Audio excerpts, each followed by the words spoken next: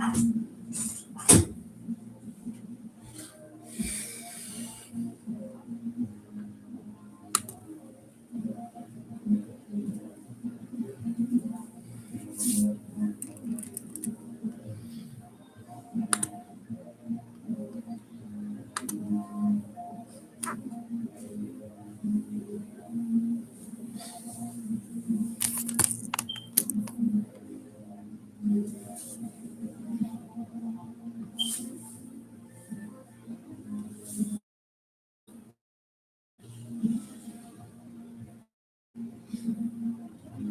it going, guys?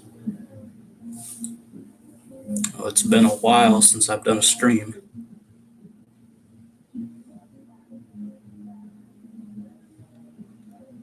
It's been about, what, 2 weeks since my last stream. And I want to go back to doing regular 13, 14, 15-minute videos. If you hear noises in the back, I apologize. My mom's in there cleaning and listening to music, and my dog may start barking here in a minute, so I apologize for all those noises. But like I was saying, I want to go back to doing my regular 13 to 15-minute videos like I was doing. And doing these streams is because, see, my iPad that I was doing my videos on, the charger broke. So I'm going to have to go tomorrow or something to get a new charger to charge up. And that's why you haven't seen any normal videos from me. That's why I've been doing nothing but streams for the last month or so. Hello, Jonathan. Welcome. So that's why. Trust me, I'm more comfortable doing these streams than regular videos, but I want to go back to doing normal videos to switch it back up a little bit. I don't say the same thing over and over again. If that makes sense. Hey, Tim. Welcome. Glad you made it.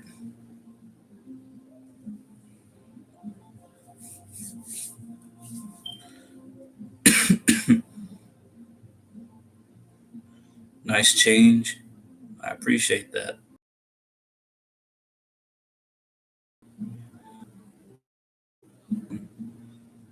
Oh, you don't have enough time to make videos. Hey, that's another reason why I haven't been doing these in the last couple games.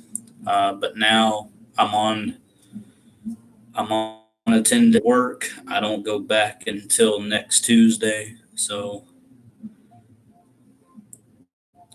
do these streams. I mean, it's not like I'm going to do one every single day until my vacation is up or anything, but I may do one every couple days, just depending on how I feel.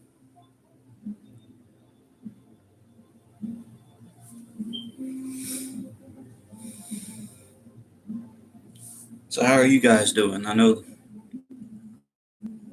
Tim and Jonathan are the only ones in here right now. I hope more people join in.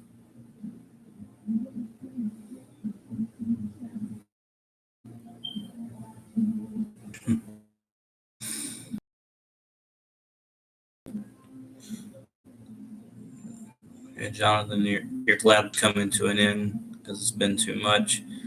I assume you're talking about. Are you talking about high school? I'm sorry, I don't know. I don't know what you're in. I forgot.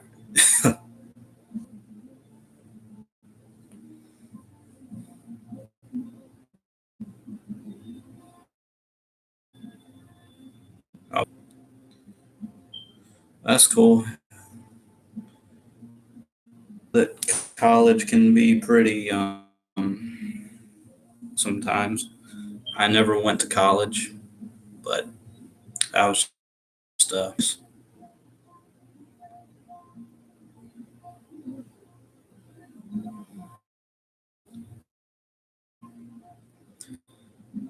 people show up to this thing. I know in the middle of the day, people may be out doing, uh,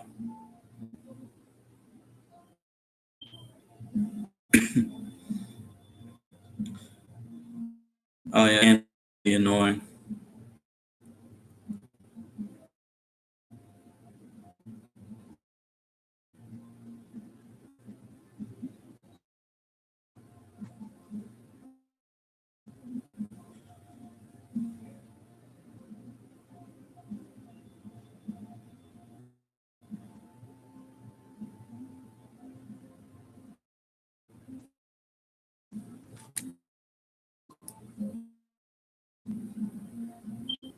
The connection, the connection's freezing on your side, Tim.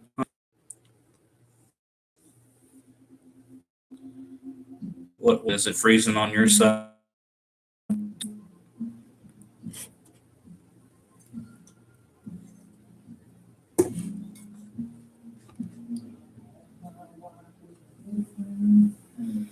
I could try to,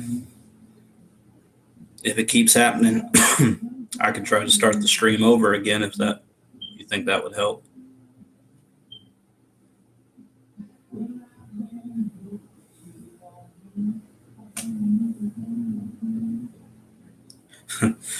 Actually, this time, Tim, it's not caffeine free Pepsi. It's actually caffeine free Mountain Dew, which is rare because Walmart doesn't carry caffeine free Mountain Dew. Only the Piggly Wiggly here in Odenville that I know of carries it, uh, which is good for me because Mountain Dew used to be my favorite drink before I had to quit drinking the.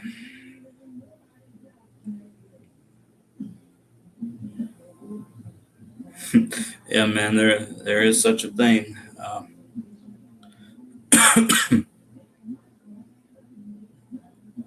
Well, Jonathan, you've never had Mountain Dew before?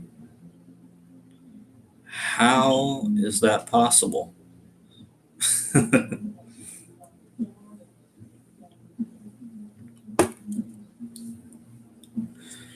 But yeah, getting back to what I was saying, I know I've told you guys the story before. I've had to quit drinking caffeine drinks because it messes with my chest and whatnot. So, uh, okay, Jonathan, I was about to say if you've never had Mountain Dew, something's wrong. Not with you, but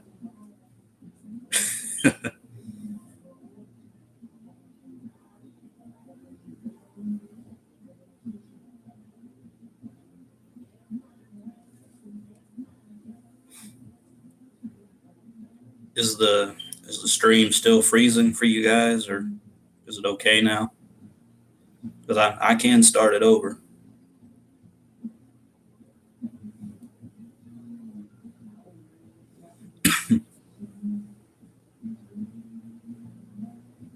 Oh, it's good now? Okay. I'm glad. I think this is, well, on my side, um, this is as clear as my webcam camera has been since I started doing these streams. Because I know normally it looks all grainy and pixelated, but it's clear as day for me right now, which I appreciate. Maybe it's because I'm doing it in the early afternoon instead of at night. I don't know.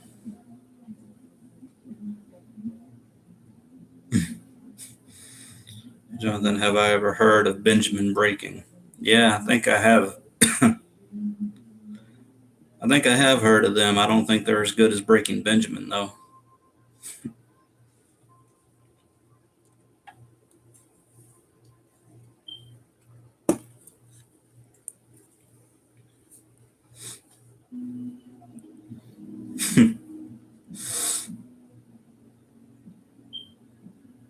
My vocabulary is mad large. Yeah, I owe it all to my brilliant my brilliant high school education, which that ain't saying much. My high school sucked. So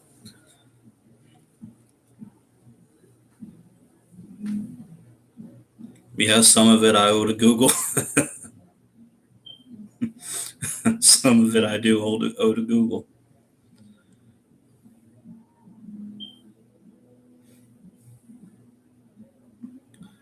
Yeah, Jonathan, they they make some killer black metal. Oh, I'm sure they do.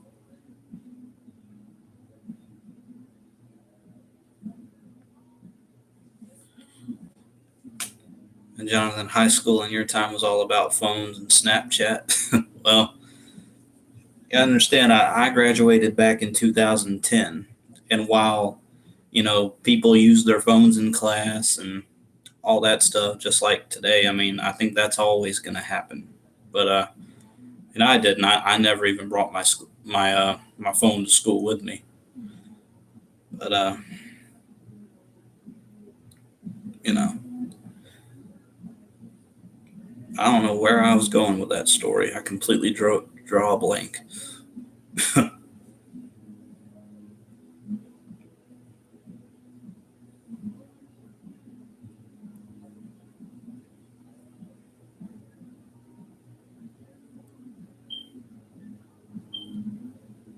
Hey, Monica, how's it going? Finally, someone new has joined.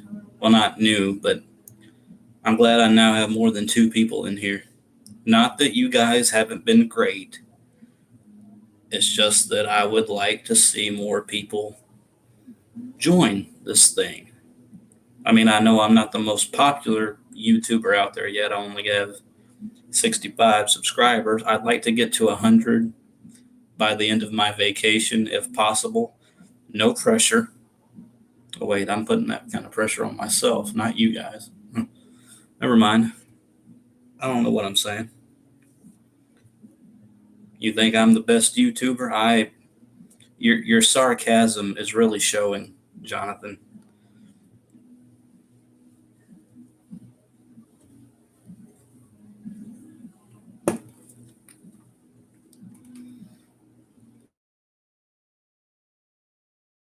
No sarcasm when I see it. But no, I appreciate it, but I don't know how Zach D or Monica or anyone else would feel about you playing favorites like that.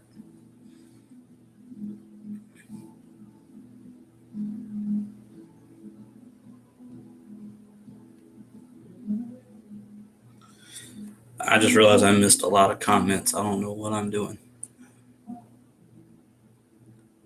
2010 was a good year for you because you were a kid going into middle school.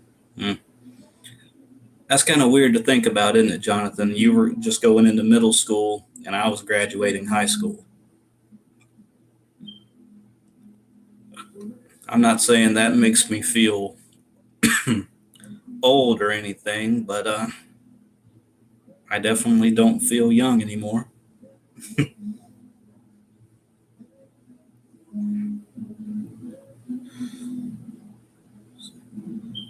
So Monica says it took you longer than me to get to 65 subscribers. Really? I don't know. I find that really hard to believe. I mean, all all of your channels are more popular than mine. But then again, I haven't been doing it as long as you guys have. So I know I still have a lot of work to do. I'm not expecting to get to 100 overnight or anything. Uh, that old saying, Rome wasn't built in a day.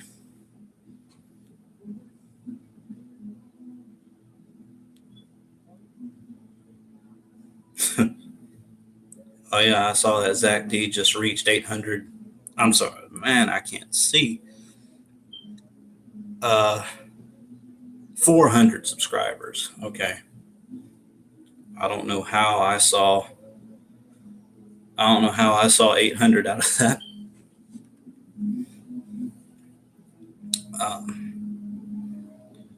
But that's cool. I'm happy for him. And Monica, you say LOL too much. Don't we all? I think we all do at some point.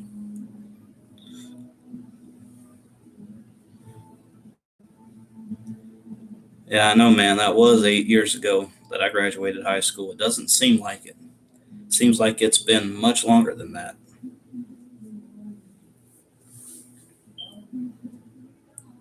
Oh, Jonathan, you started making YouTube videos in August of last year, and you have, I know that you and Monica both have over 100 subscribers. You'll have to excuse me. I'm still kind of getting over being sick. I was really sick the last week before my vacation. So, yeah, I still have this lingering cough. So I apologize if that comes into play. See, Monica, you've been at it since 2015.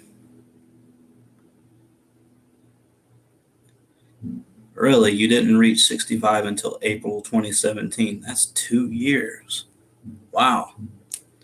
It doesn't seem like it would take that long to get that many. But what do I know?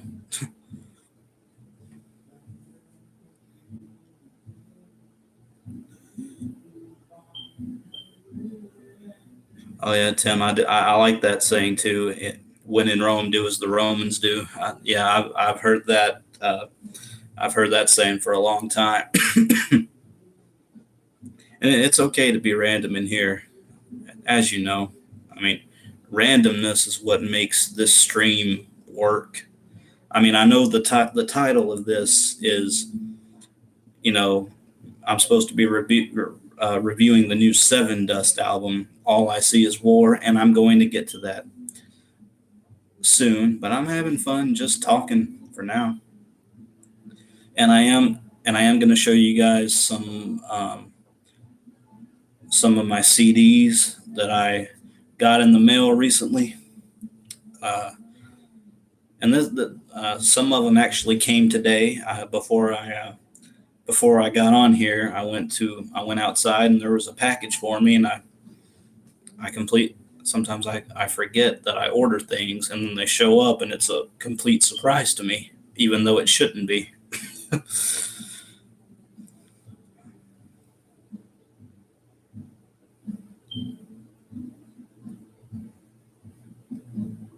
Yeah, Monica, your channel has grown. You're really at 1,200 subscribers.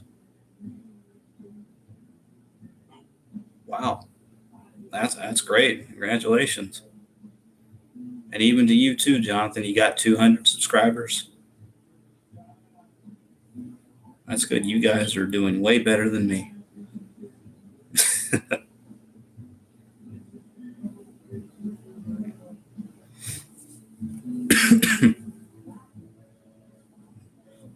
No, don't worry. I'm not jealous. I'm not trying to make you guys feel bad or anything. It's not like I'm going to go start crying in a corner because I've only got 65. I'm not going to do that.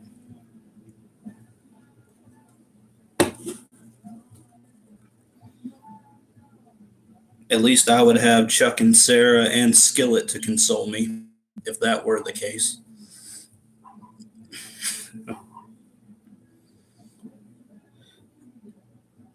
Let's see.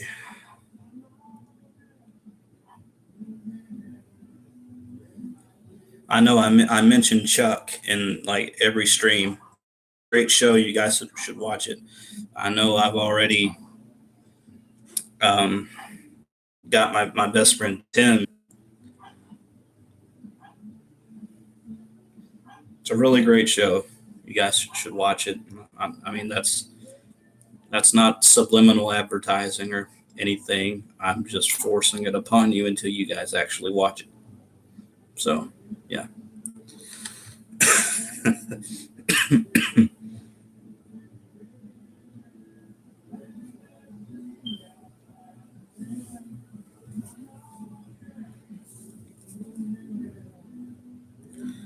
Oh, so, Monica, would I ever be interested in editing my videos? Oh, absolutely.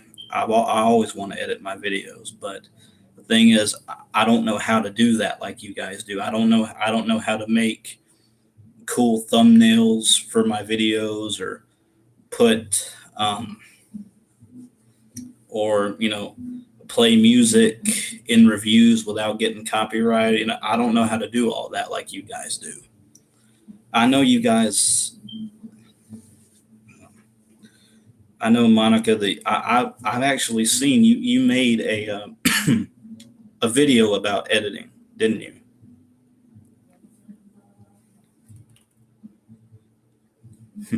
Oh yeah, Jonathan. I do remember when you joked about it being Chuck Norris. Well, it's not really Chuck Norris. It's Chuck Bartowski. But I mean, that's close enough, right?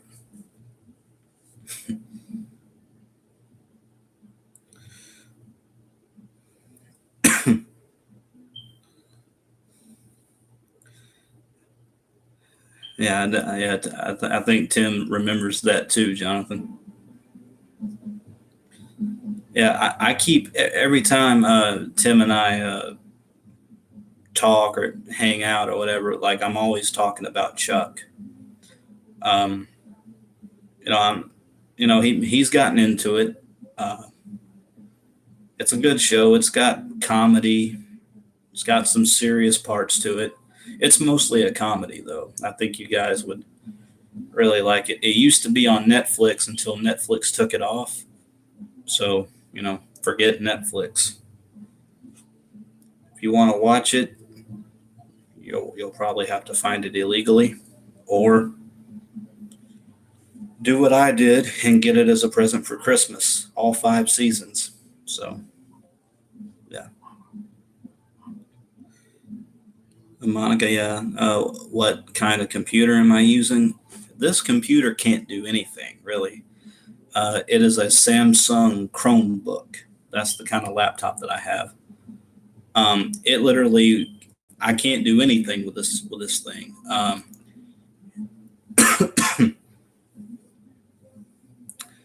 I can't make YouTube videos on this. That's why I normally make them on my iPad. My regular 13, 14-minute videos that I was doing. But I mean, this laptop sucks. It does. The volume. Even if I turn the volume up all the way on this laptop, it still doesn't get loud enough, and I don't understand why. Um, Yet, this is how weird it is. If you plug your headphones into jeez, into the laptop, you can all of a sudden move the volume up as loud as you want it to. That doesn't make any. This laptop doesn't make sense to me.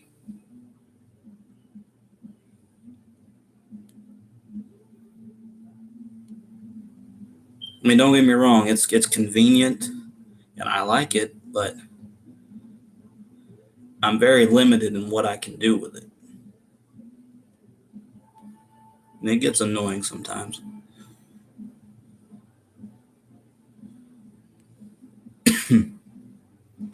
Oh, iMovie. Yeah, I've heard of that. I know that's what a lot of people use for editing videos and making thumbnails and stuff like that.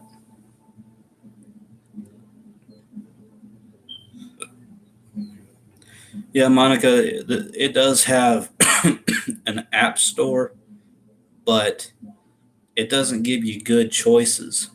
Like, I've tried to use the app store on this piece of crap, but it doesn't even give you iMovie or anything like that.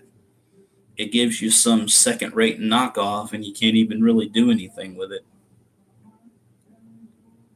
Jonathan, it sounds like your laptop. Well,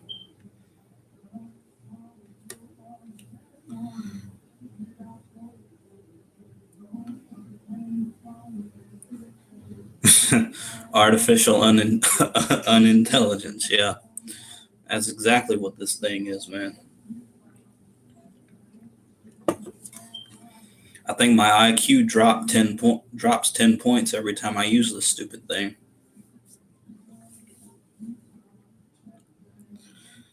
Oh, I can download iMovie on my iPad. Oh, that's cool. I'll have to try that. Like I said, in case you missed it earlier, the reason that I've been doing these streams as opposed to normal videos is because my charger for my iPad doesn't work anymore, so I haven't been able to um, charge my iPad.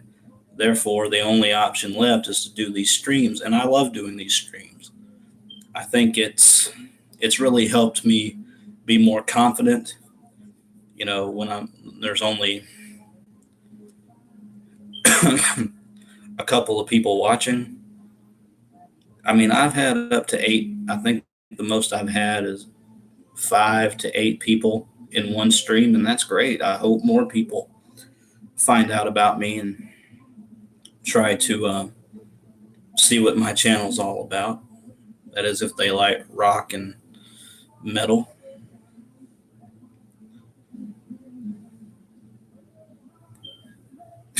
Monica, you sound like you're doing an advertisement. Hey, you advertise away. I need all the help I can get when it comes to editing. IQ equals identity quad. I got to be honest, Jonathan. I don't get that one. You know how they say a joke isn't funny if you have to have it explained to you? That's not true. I laugh even if a joke has to be explained to me. Yeah. Oh, you didn't know that, Monica? Yeah. Yeah. That's why I've been doing nothing but live streams, just because my iPad charger broke. And I mean, hold on, I can show you. It's literally hanging on by a thread and it won't charge. So here's my, hold on.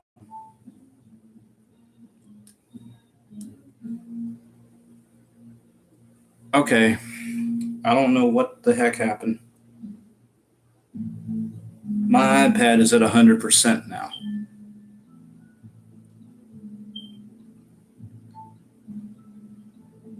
I kid you not. The last time I checked it, it was at 0% and it wouldn't charge at all. I mean, hold on, look.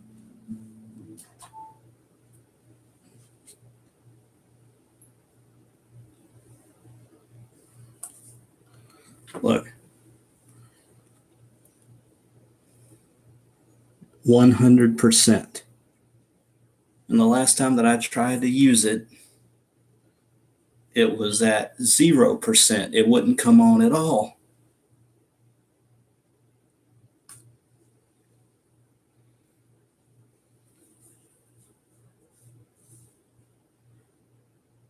Yeah, I know. It is ironic. I mean, I kid you not. I mean, this is the. Hold on.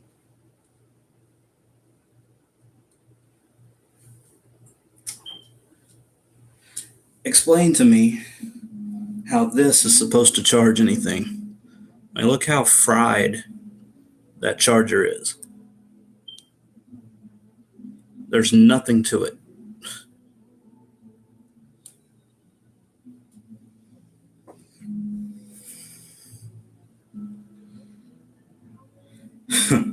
Yeah, man.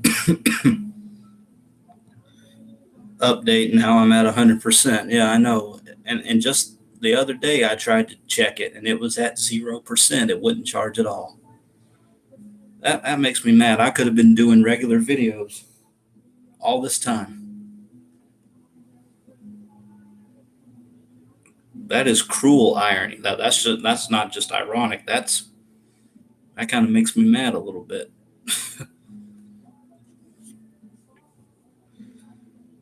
Jonathan, you think I have some ghosts? Don't even get me started on ghosts and the paranormal, which I do believe in, by the way. I don't care if people think I'm crazy for that, but I do believe in the paranormal. I do. Just a little fun fact about me. I know what you guys are thinking. 30 minutes, and he hasn't mentioned Sevendust but one time.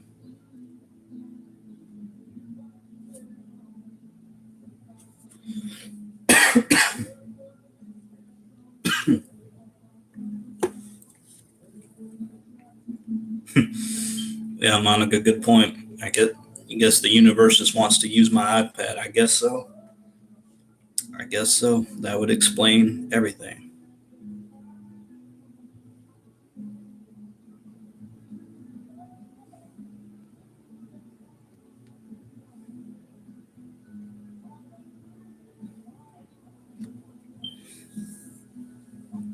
Yeah, Tim, I'm very surprised that it worked because like I said, it wasn't working at all.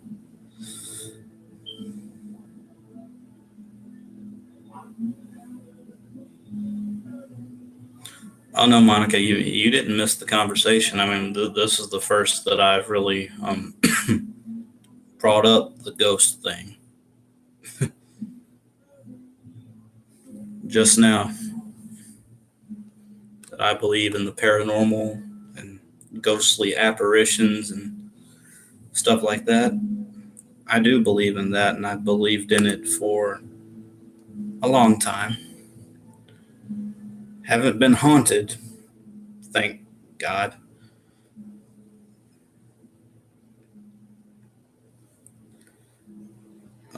Jonathan, you believe in it too because Christians are supposed to. Uh,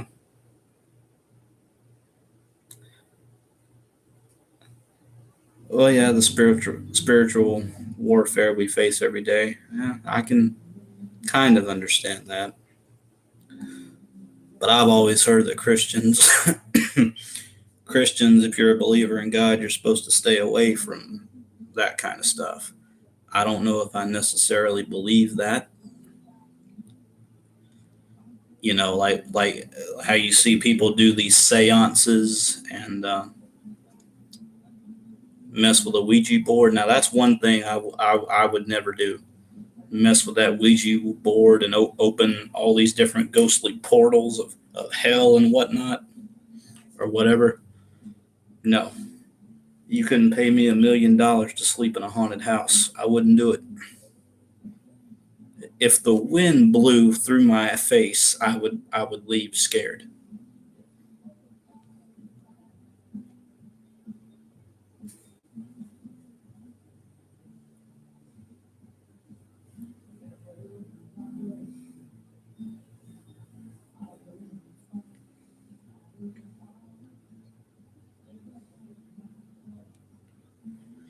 You know that's a pretty good point, Monica. You believe in it, however, you don't believe it has enough power to really affect humanity. I can kind of see that. I mean, it affects people if it happens to you. Uh, like I said, luckily I haven't had any hauntings or anything like that, and honestly I hope I never do. But I'm not gonna lie, it would be pretty cool. Now I hope that just because I said that, stuff doesn't start happening automatically. That would freak me out.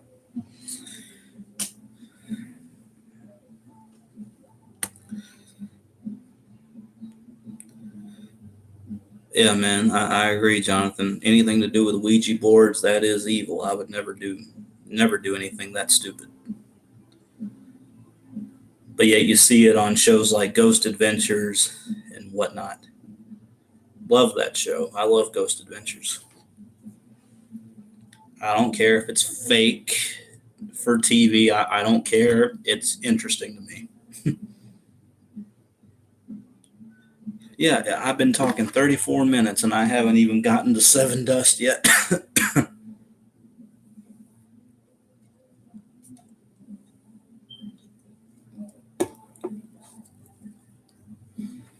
When did we get to talking about deep spiritual stuff? And it seems to happen at least once in my streams, and I don't mind that. I don't mind that. I don't mind telling you guys what I believe and what I don't believe and whatnot.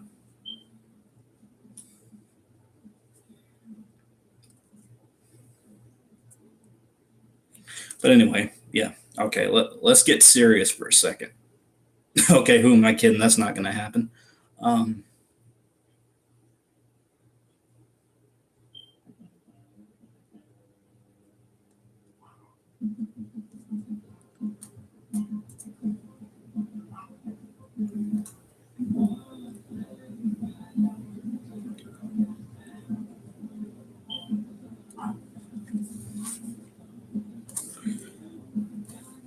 Well, yeah, to Tim's point, if I believe in it, it's not all fake to me. Oh yeah, I don't think that it's fake. I'm just saying there's a lot of people who watch, they watch those shows about ghost hunting and they think that it's, like what we were talking about the other night, how it's how it might be faked for TV and stuff like that. I can definitely understand that argument, but I personally just don't see how you can fake something like that. But anyway, maybe I'll do another stream about stuff like that. That is pretty interesting to talk about. Um, but anyway, uh, on to Sevendust. That's what the topic at hand is here. Monica, oh, you haven't listened to the Sevendust album too many times yet? I haven't either, honestly. I've listened to it probably about 3 times. Uh, Speaking of which, I have it right here. The new Sevendust album, All I See Is War. It's a pretty interesting cover. This is you can put your hands through this part, and it even comes out like that. Very interesting cover art for the album. It kind of sums up what's going on in the world, doesn't it? All I See Is War. How that's an appropriate title, if I've ever heard one. Now, I understand that Sevendust has been around for a long time, and I know that this is actually, I believe, what, their 12th album. That's crazy to me. I didn't think, I knew that Sevendust had been around for a long time, but 12 albums.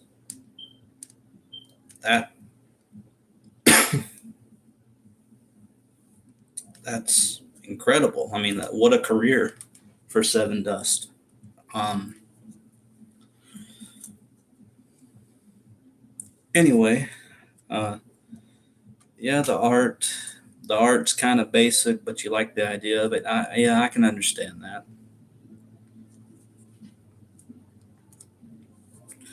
And I agree, Jonathan. The album does tackle quite a few topics, not just about. Here comes the coughing.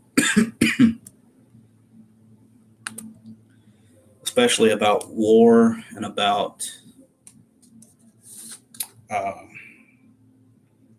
heartache and personal things. Do I like the album? I do. I like this album. I think it's really good overall. It has a couple of downfalls, but yeah, I think it's very passable for Sevendust. So let's start talking about it.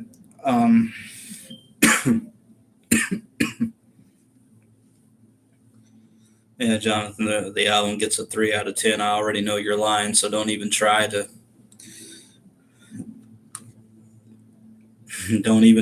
pass that off as your real opinion, because I know it's not. See, I can be sassy too when I want to. Yeah, exactly, Monica. Sarcasm, Jonathan.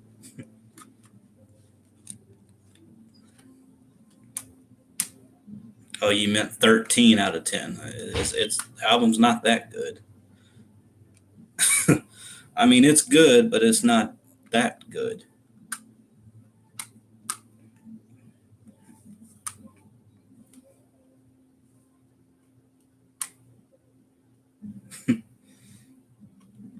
But anyway, let's start talking about it for once. 40 minutes in, and this is the first I've talked about it. What's my favorite song, Monica? Uh, I'll get to that in a minute. I don't like to go out of order. I know a lot of people just talk about the stuff that they liked and the stuff that they don't like, and that's it. And that's fine. Everyone has their own style of reviewing things. But I like to go through each track, one after the other in order, because it helps me get my thoughts out better that way. So the very first song on the album is called Dirty. And if I remember right, this was actually the first single released for the album a couple of months ago. I'm going to get the lyric booklet out.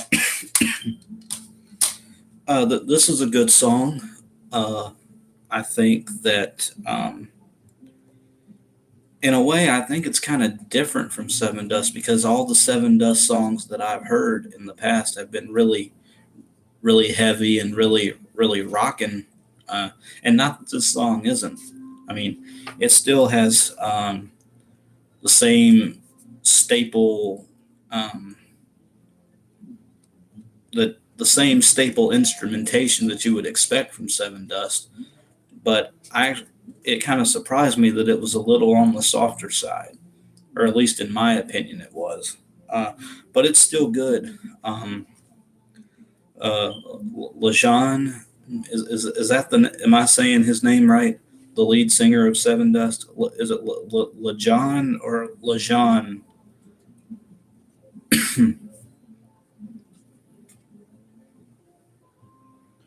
Lajan Witherspoon, that's his name.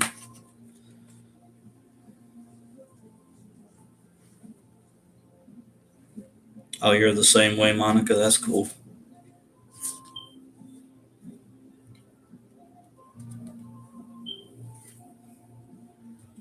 Or Risen and Descend are your favorites, Jonathan. That's cool. His name is pronounced like it's spelled. Well, that helps me a lot. Just kidding. Lajan, I'm guessing. Lajan Witherspoon. Okay. I'll keep that in mind. But anyway, what I like about the song Dirty is how different it actually is from a regular old Sevendust song that you would hear off of Black Out the Sun or Cold Day Memory, which are my two personal favorite Sevendust albums. I like I like the very first line in the song. Uh, I'm no stranger to this thing called war. I like that. I think that's a great attention grabber right off the bat, in my opinion. I'm no stranger to this thing called war. Um, and you know me, I'm more of a. While I do talk about how the music sounds, I don't, as I've said in the past, and I'll say it until I'm blue in the face. I have no uh, knowledge of instruments. I don't know about chord progression and tuning and distortion and anything like that. So the only thing that you're gonna get out of me is, yeah, the music was good. I like the guitars. Yeah, I'm more of a lyricist. I focus on lyrics mostly. Now, don't get me wrong. If it doesn't if the song doesn't sound good, then obviously there's a problem. But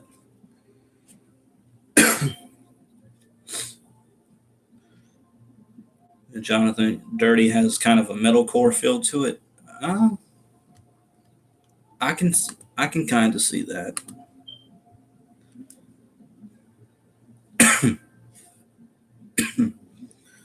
And Monica, you like the chorus and the melody? Yeah, I do too. If it feels kind of, like I said, it's a little bit different than what we've known from Sevendust in the past. But Dirty is a really good song. Um,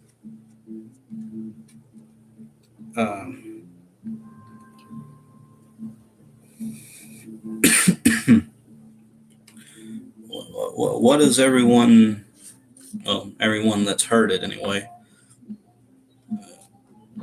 What do you guys think the song "Dirty" is about? Because to me, it kind of sounds like it's talking about with the line, I'm no stranger to this thing called war. Um,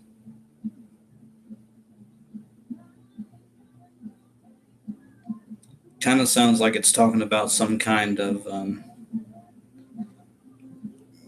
conflict that he has with somebody, or maybe it's about internal struggle. I'm not real sure. Um, but then again, I know that music is subjective and it can be about whatever you want it to be. But that's what it sounds like to me. And with lines like,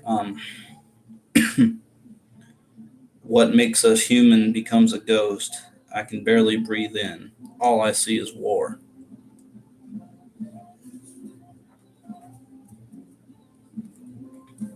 Yeah, Jonathan, I like that line a lot.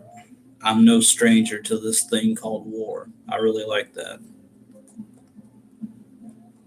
Well, Tim, I'm glad you think that I describe the instruments fine. I personally just don't think that I do, but that's just me. But I'm glad you think that I do it well. I appreciate that a lot.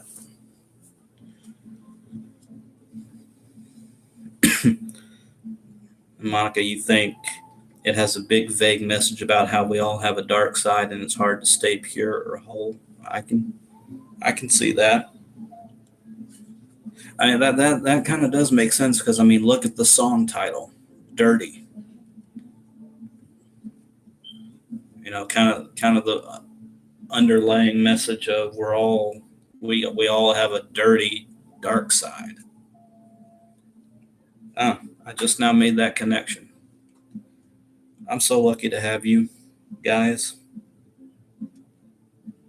I mean, where would I be if I didn't have people who can help me decipher or try to interpret lyrics? I'm not actually being sarcastic about that. I know I said it in a sarcastic way, but I'm actually being dead serious. Let's see. I know I missed a couple of Jonathan's comments. That's the problem you have with K-Love. The lyrics are good and positive, but the music is crap.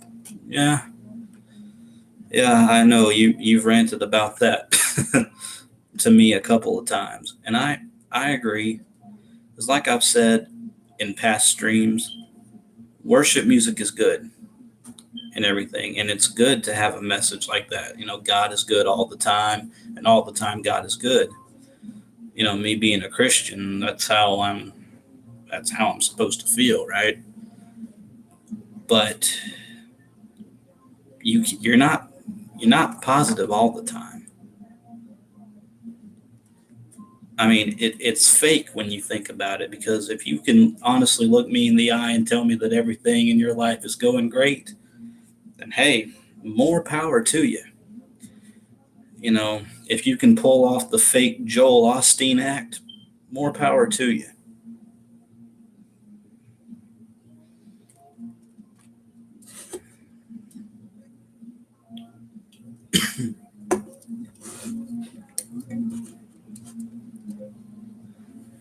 He's got all these mega churches.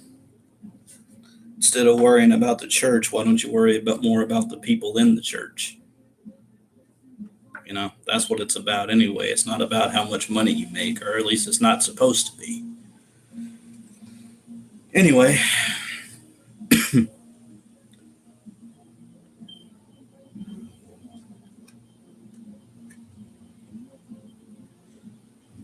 let's see. I missed one of Monica's interpretations about the song "Dirty." In the chorus, he says something about dying whole, and I never knew what you needed. I just know I'm wrong. Yeah, and I know that's the beginning to the chorus, that I never knew what you needed. I just know I'm wrong. Another great line for sure. And I can definitely see how that would tie into the whole we all have a dirty, dark side, and it's really hard to stay pure. That makes a lot of sense to me. And Jonathan, some people have told you that worship nowadays sounds like you too. Really, I don't understand that. Tim, have I ever listened to U2? I have. I'm like, I only know. I think I know at least one song by U2. "Stop in the Name of Love." Isn't that a U2 song?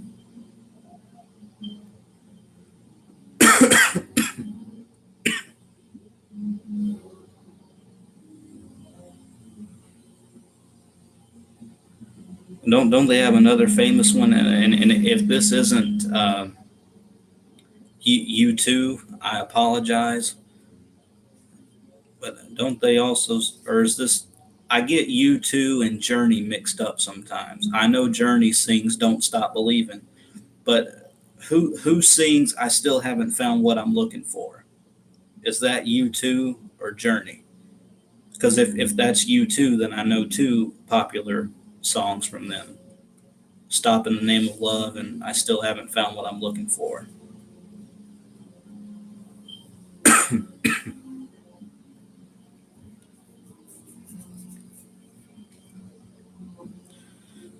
Joel Osteen is a wolf in sheep's clothing. Mm, yeah.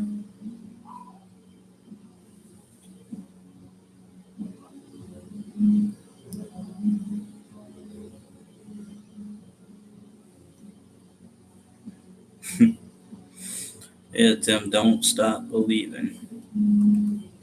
That's another good message for sure. Okay, moving on. An hour, almost an hour in, and I've only talked about one freaking song.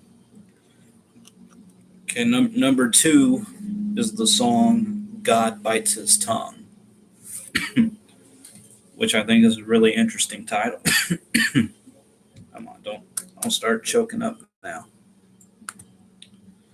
Uh, I like this song. I like how this song is heavier than the song "Dirty."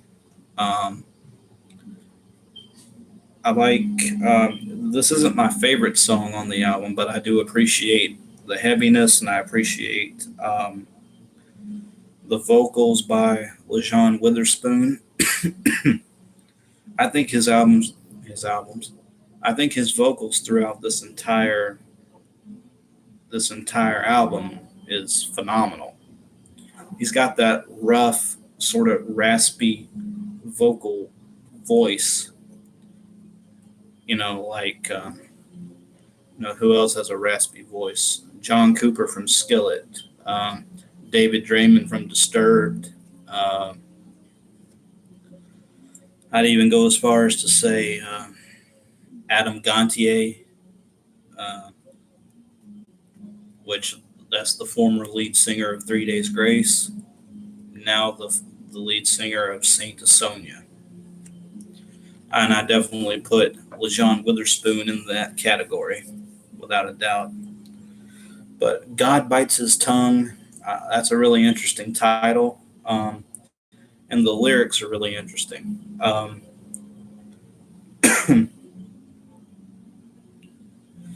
Where is it?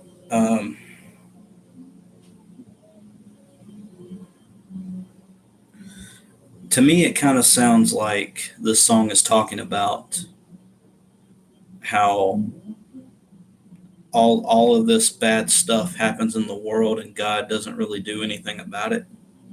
At least I think. Now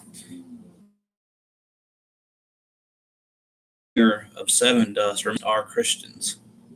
They're not a Christian band, but um, at least I think they're Christians. I know LaJawn Witherspoon, the lead singer, is. Um, I think that's what this song's about because there's a line in here that says, uh, "Between the right and wrong, the better days deceived us. We let ourselves believe it all, and God just bites his tongue." Very interesting and powerful lyrics. Very thought provoking. Uh, that's what I think the song is talking about. How all this bad stuff is happening, and God isn't really doing anything about it. I think that's the message that they're trying to convey. Um, Then again, like I said, music is subjective. You can have your own opinion about it. But God Bites His Tongue is a pretty good one. It's definitely heavier than Dirty. And, I highly recommend it. And number three is the song Medicated. Um, Once again, I apologize if you hear noises outside. My mom is out there vacuuming everything, so I do apologize. She knows I'm in here doing this stream, so she may interrupt, she may not. It's not really up to me. But anyway, song number three is called Medicated, and I think that this is a really good song. This this wasn't one of my favorites at first, but um, I really like how it's kind of reminiscent of the song Dirty in a way. It sounds different. It sounds a little bit different than what we're used to from Sevendust. I mean, the guitars are still there. The awesome gruff vocals are still there, but it still sounds a little bit different than what we're used to. Medicated is a really good song, in my opinion.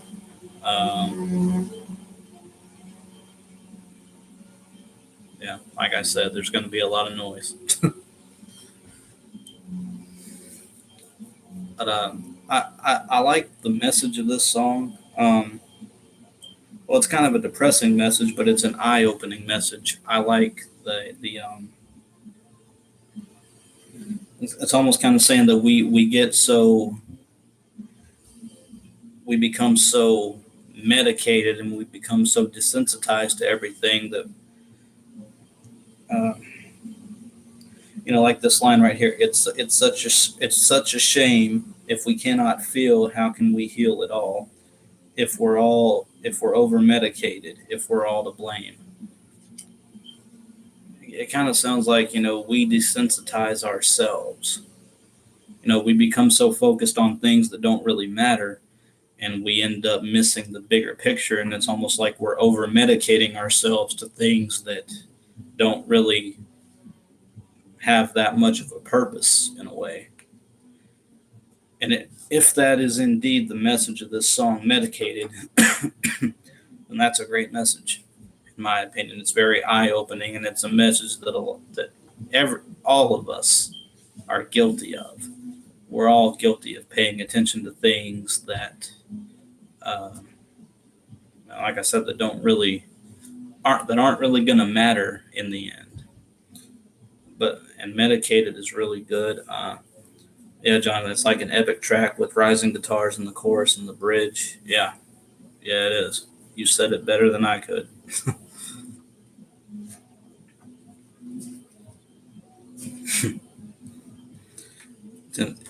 Is it straight edge? No. No, it's not. I know you're just joking, but excuse me.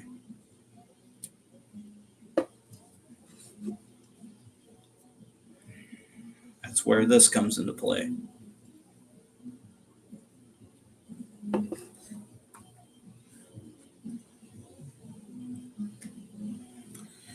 Okay, track number 4 is called Unforgiven. I really like this song. There's not a song on here that I don't like, but there are songs that I like a little bit more than others. And this is a really good one. It's got the same thing that God Bites His Tongue has. It has, great instrumentation, great vocal performances by not just LaJean Witherspoon, but also the backup singer. I think his name is Morgan. I don't know his last name, but it's kind of interesting because LaJean Witherspoon incorporates the clean vocals, while Morgan incorporates the unclean, the screaming backup vocals in a lot of these songs. I think that's a really good dynamic. and it works for Sevendust. Uh, but Unforgiven is a good song. Um, I think it's a song about redemption and how we all strive for redemption. We all have something inside of us that causes us to do and say bad things, and we just sometimes we feel like we're not forgiven for that, for what we do. Uh, that's my interpretation of this song, anyway. Uh,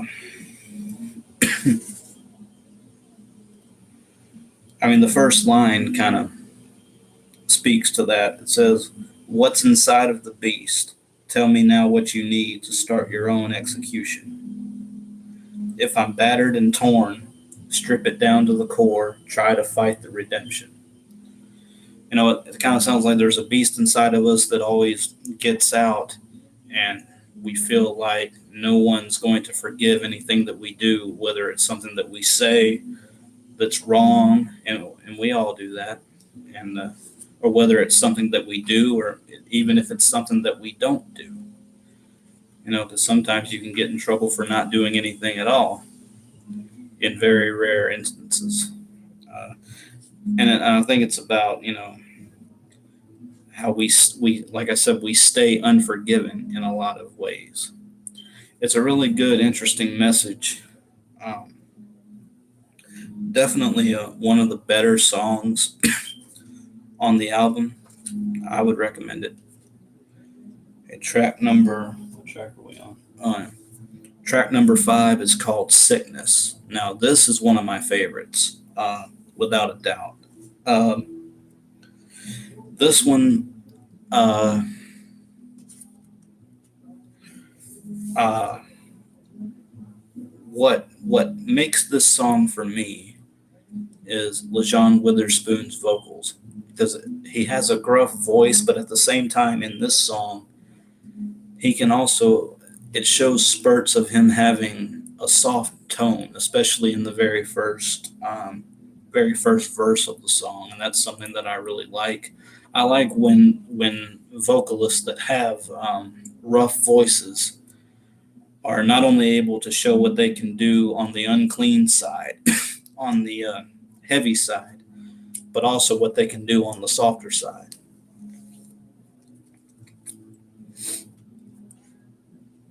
Okay, Tim, you have a random question for later. That's cool. I'll surely try to answer it the best I can. Oh yeah, Jonathan's Sickness is one of your favorites too. Yeah, it's definitely one of my favorites. Um, what was I saying? Oh yeah, his vocals. Yeah, Jonathan. I like his vocals too, and I love the chorus. The chorus is what really sticks out to me in this song. With the lyrics, "What's left in me? Well, you ought to know. Well, you ought to know. You've got nothing to say because you don't know what's left in me." I like that. It's straightforward, to the point. Uh,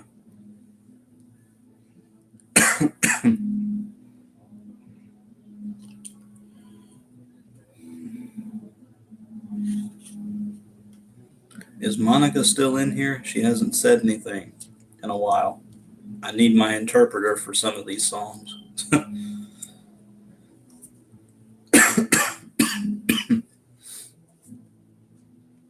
Yeah, man, you can ask it.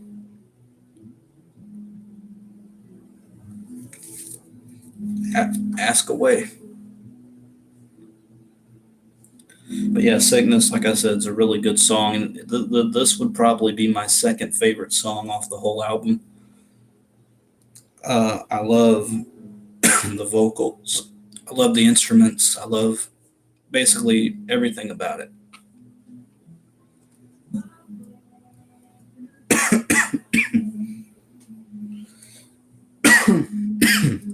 Don't start now.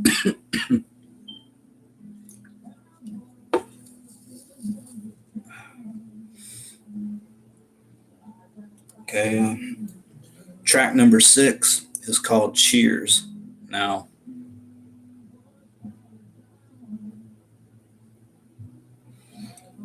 Cheers, the song Cheers is probably, I don't know, probably one of my least favorite tracks from the whole album. I don't know why. I mean, it's not a bad song by any means. It just doesn't really stick out to me as much as the others.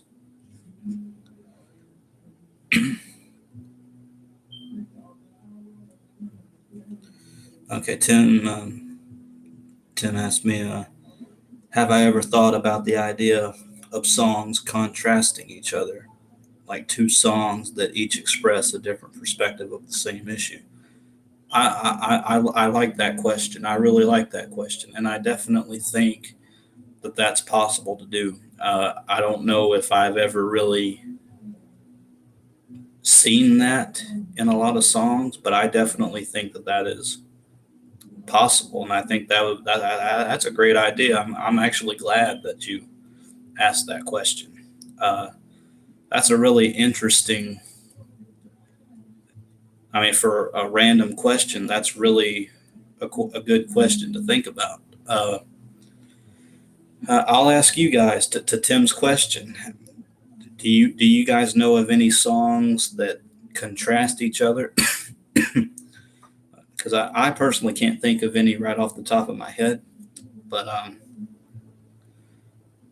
that is a really great question. And I'm not just saying that because you're my best friend. I really mean that. That is a really good question.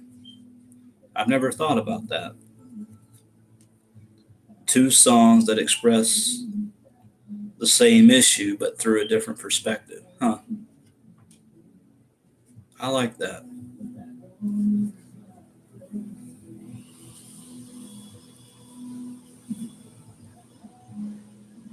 And Monica, oh, welcome back, Monica. I just made a comment asking if you were still here because I need my lyric interpreter for some of these songs coming up.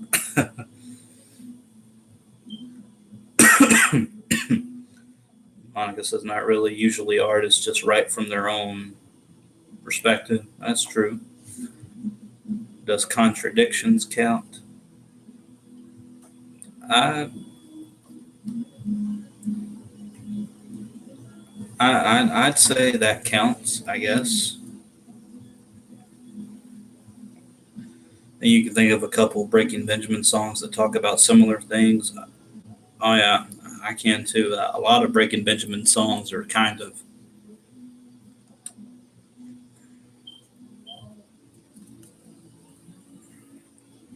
a lot of Breaking Benjamin songs, and as big of a Breaking Benjamin fan as I am, I mean, they're my second favorite band of all time. Um, you have to just come out and say it. A lot of their songs talk about the same stuff over and over again. I mean, let's just be real, especially in the last couple albums on Ember and Dark Before Dawn, maybe even Dear Agony. But I'm not blaming them for that. I mean, you write about what you want to write about. No one can stop you from doing that. And if it sounds the same, it sounds the same.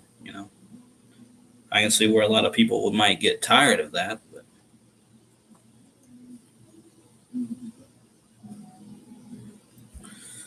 oh yeah, like Tim just pointed out, the two songs don't have to come from the same band. Yeah, it can be anybody, any band, any songs.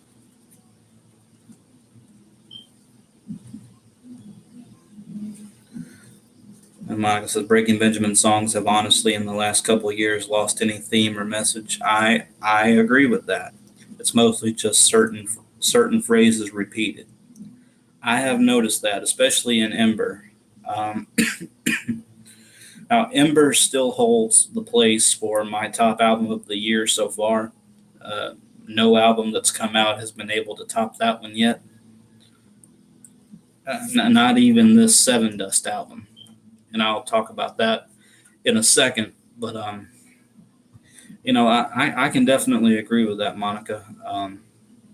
It seems like they're just taking certain phrases and sticking it to where they think it fits in a particular song. That does get kind of annoying, and I know I've always said that I I don't like repeated lyrics, and I don't. But at the same time, I kind of sympathize with artists because everything that you could possibly talk about in an album has already been talked about many times by many different artists.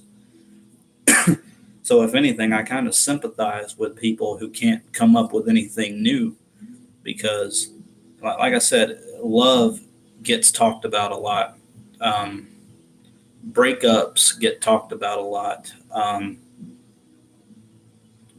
God, religion. I mean, I know God and religion in general probably don't get talked about that much, depending on who you're listening to. But I sympathize with that because there's a lot of repetition. I mean, it's hard to come up with new lyrics when you think about it. Because if you say the same thing just in a different way, like if you use different lyrics that still means the same as stuff that you've previously written, people are going to say, well, that's literally the same thing that they just wrote. They just worded it differently. I mean, I feel for bands that can't come up with anything fresh. Everything's been done, really. Even musically. People say, well, this sounds generic and it's the same thing over and over again. Well, what do you really expect? Everything's been done. I mean, even back when all this stuff, when music really started, like in the, I don't know when music really started, but let me start at the 50s. You had people like Elvis Presley, and Elvis Presley was considered taboo back then. People didn't even like that because they thought that he was too extreme.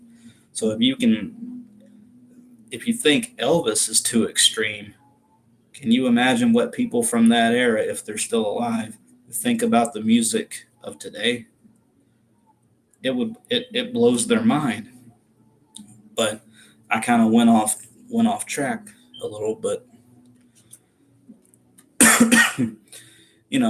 the melodies back then, they were simple. A couple of chords here and there, a couple of distortion here and there, and the lyrics were pretty simple back then. No one really wanted to talk about a lot of things back then, but now, I mean, 2018, you can talk about whatever you want to. Nothing is off limits to talk about, but it's going to sound the same because, like I said, everything's been done before. That's the point I'm trying to make. So I think we need to cut some of these musicians or these bands a little bit of slack for sounding the same as, Breaking Benjamin, or this band may sound like Skillet or Disturbed or Starset, whoever you want to name. It's hard to come up with something new every album. That's my little rant on that whole thing. I missed a couple of comments. John says, you think that the lyrics were fresh on the albums Saturate and We Are Not Alone? I can see that. Also, Ben has always stated that he writes those kind of lyrics for people to interpret in their own lives. Well, that's great. I don't have a problem with that at all. The lyrics have been used over and over again, especially in Dark Before Dawn and Ember. I completely agree.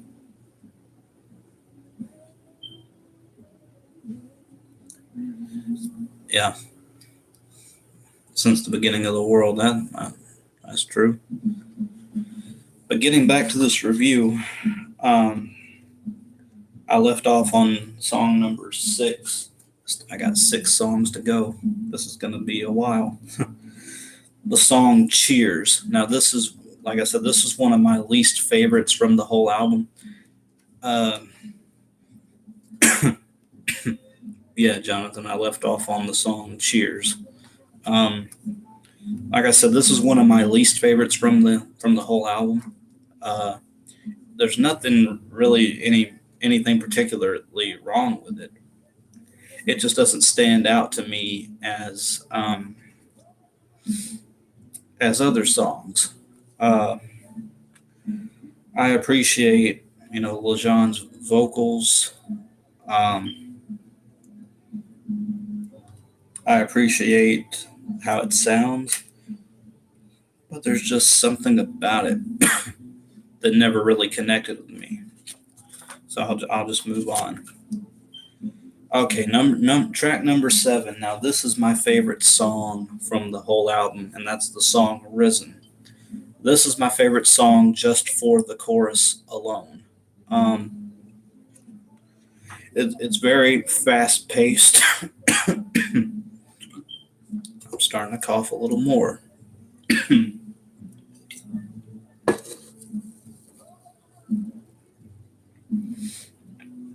um, let's see.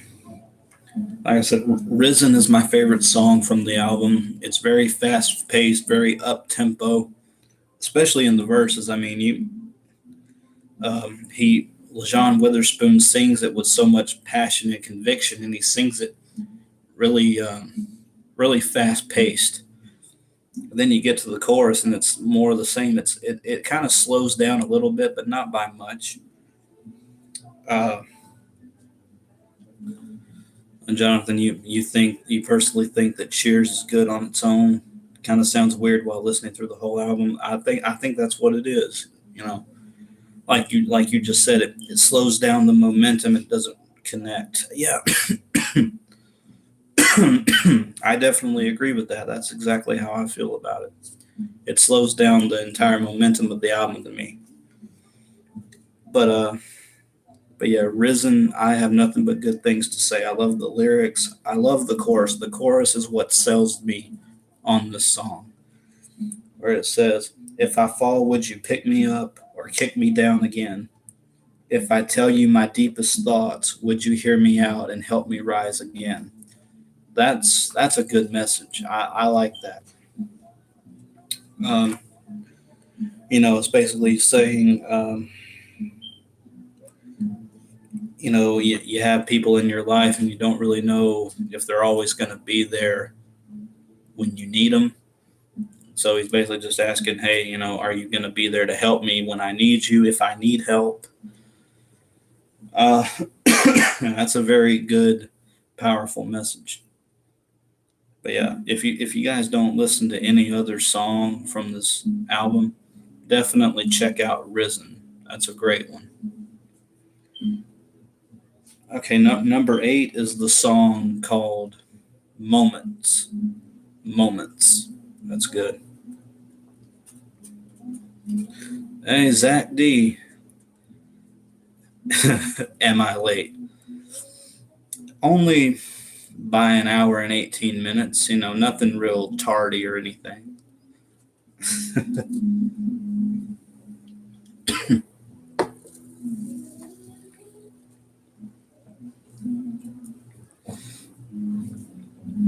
Oh yeah, Zach, I highly recommend picking up this album. I did watch your review on this album. I agreed with a lot of what you had to say about it. I'm still going through the album right now. I'm on the song "Moments," uh, and honestly, uh, you know what? I think I'm just gonna wing it for the rest of the way. Um, After the song "Risen," which I just said is my personal favorite from the whole album, um, I think the album kind of starts to lose momentum for me. 'Cause from the song "Moments" until "The Truth," which is the last song on the album, nothing really truly stands out to me except for songs like "Not Original," even though I know that's a ballad type song. It's like I still like it. Um, but songs like "Moments" and "Descend," "Life Deceives You," I do like the song "Life Deceives You." I think that's a really good a a really good message. Well, maybe not a great message, but it's real. Life does deceive you in so many ways. Uh, does anyone agree with that? It seems like the first half of this album is better to me than the second half. You know, dirty, God bites his tongue, medicated, unforgiven, sickness. I'd say from the song Cheers, which is my least favorite. It's funny how my least favorite and my most favorite are right next to each other. Cheers is my least favorite, and Risen is my favorite. And from that moment on, the album just kind of loses steam for me. I mean, moments, not original, Descend, uh, Life Deceives You, and The Truth. These are all they're good. I mean, there's not a bad track on this album. I just think that it loses steam after a while. It gets kind of old after a while to me. With the exception of the song Not Original. I really like that song. I think that's a fantastic song. Let's see, John says Not Original is a deep song for you. It reminds you of your last relationship. So I see. And yeah, Jonathan, that usually is the case for most albums. They start off hot, and then once you hit song 5, 6, or 7, it falls off somehow. It's like they can't keep up their own momentum. Zach D says, Dirty, Medicated, and Sickness are your favorite tracks. That's good. Mine would be Risen is my favorite. Risen, Medicated, Sickness, Not Original, and maybe God Bites His Tongue. Those are probably my top 5 tracks. But overall, I would give this album a very solid 8 out of 10. It's not perfect by any means. There's a couple of flaws, like some of the tracks being a little different than what we're used to from Sevendust. Even even though I do like the songs Dirty and Medicated, it was a little bit different than what I was expecting, especially for the lead-off song. There's nothing wrong with it by any means. I just wasn't expecting it to be a little bit on the softer side. That kind of threw me for a loop. See, Jonathan, your favorites are Risen, Descend, Not Original, Sickness, and The Truth. Well, that's cool. The Truth, which is the last song on the album, the closer. I like it. I think it's a really good, heavy way to end the album. But it's not one of my favorites. I don't know what it is. I hate how, you say, well, that's not one of my favorites, and then someone asks you to explain why it's not, and you can't really tell them why unless you're listening to it. I couldn't tell you in words why I don't like some of these songs, but if I was listening to it, I could pinpoint exactly what timestamp, what line, what guitar riff I didn't like or whatever. But just talking about it, I can't do that. So out of 12 songs, I like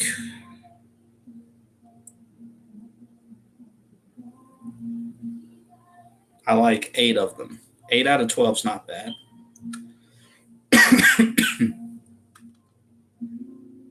Oh, Zach D, your birthday's in 2 days. Well, happy early birthday, man. I hope it's a good one.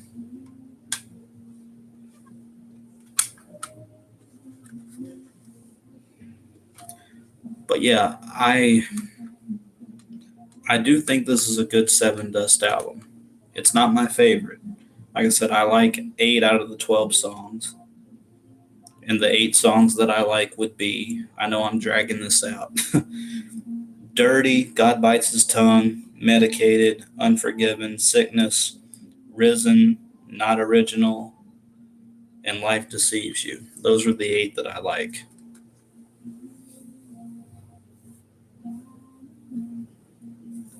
I can hear my mom listening to Taylor Swift in the other room.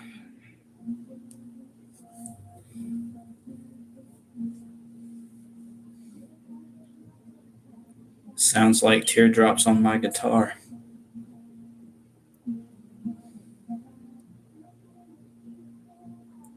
I mean, it's not my mom's fault. She's just listening to whatever's on those music channels that we have. My mom's cleaning in there, and she just put on some music. I mean, she doesn't like Taylor Swift or anything. She's just listening to whatever's on that particular station. I don't even know what station she has it on. It's not a pop station.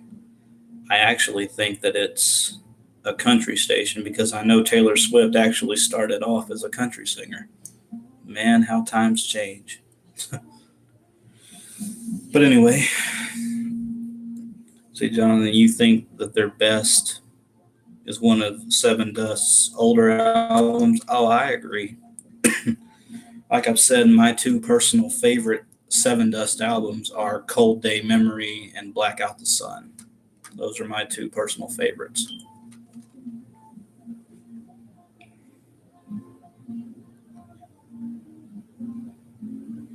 Oh yeah, Sevendust has a lot to offer. I can't believe that this is actually their 12th album. That's crazy. Not many bands can say that they've released 12 albums in their career. I mean, most bands can't even say they released 1 or 2, let alone 12.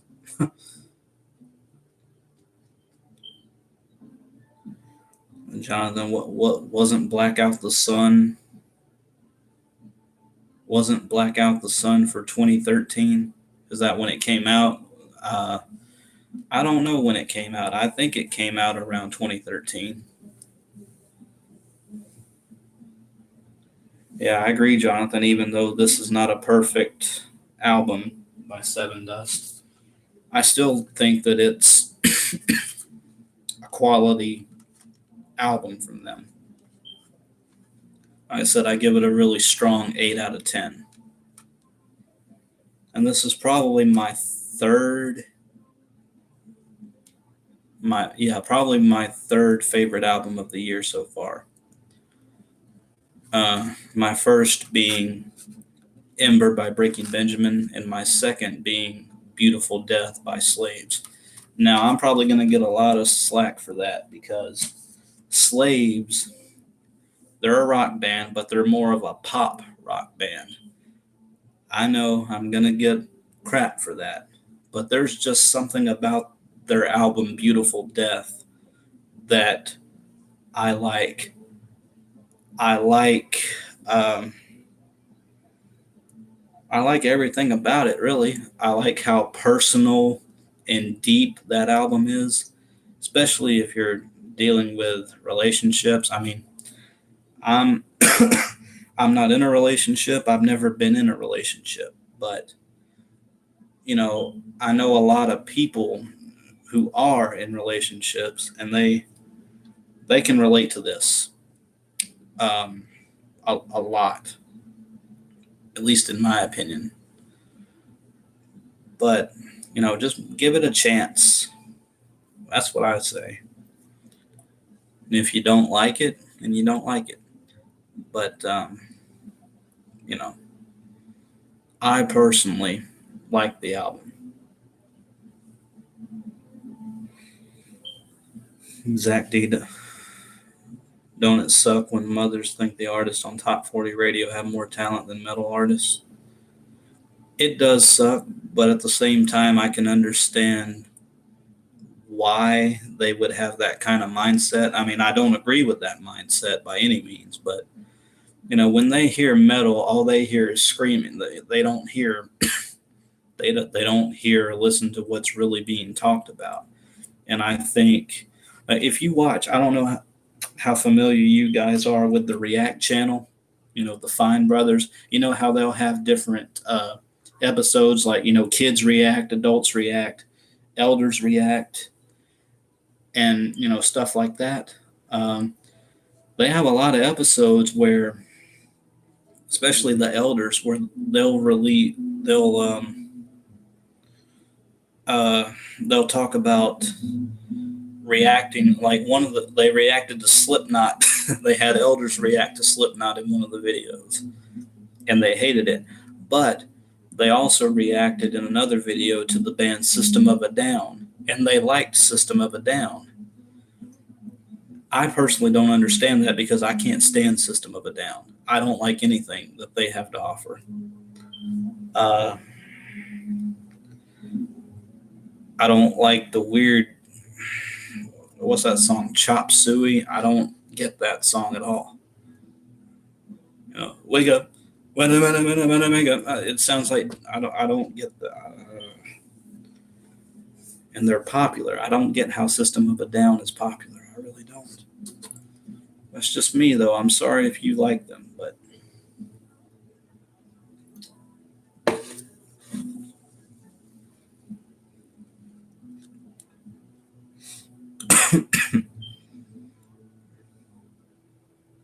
yeah, Zach, I know that not all metal has screaming in it. I get that. I'm saying, I of course know that. I'm talking about for older people who think that that's all metal is. Oh yeah, you have watched those videos, Jonathan. Yeah, I love the React channel. I love seeing different people's opinions on videos and things.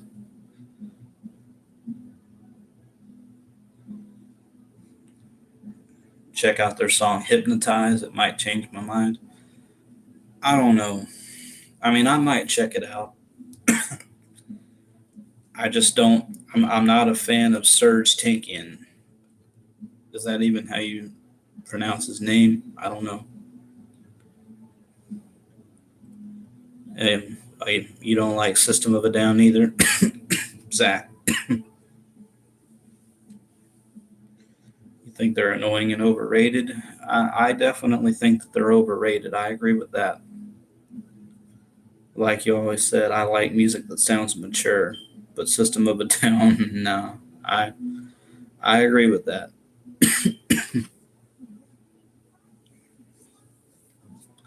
That's no disrespect or anything. I can't get into the System of a Down.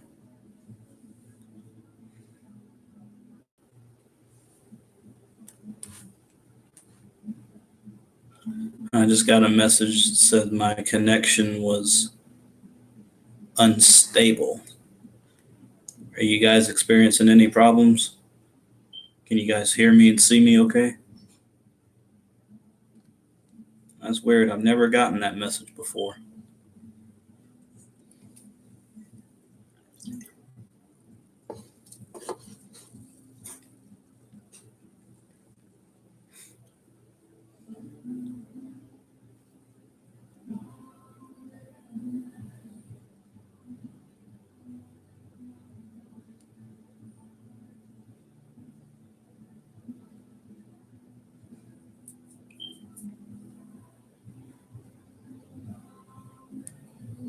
Can you guys still see and hear me okay?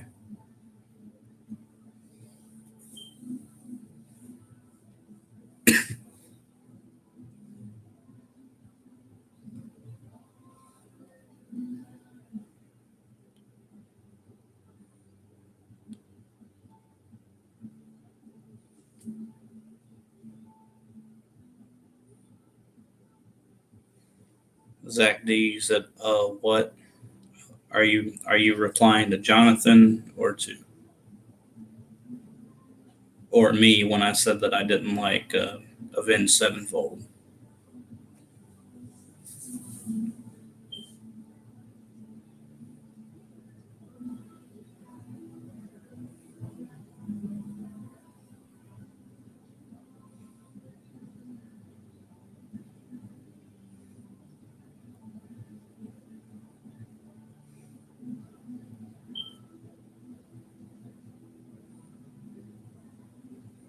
Oh, the stream shut off. Okay, I didn't know it shut off. Uh, I said I got a comment on the top of the screen saying my connection was unstable. That's really weird. Like I said, I've never gotten that message before on my streams, but you guys obviously can see and hear me now. That's weird. I hope that doesn't happen again. I don't know what was up with that, but anyway, um,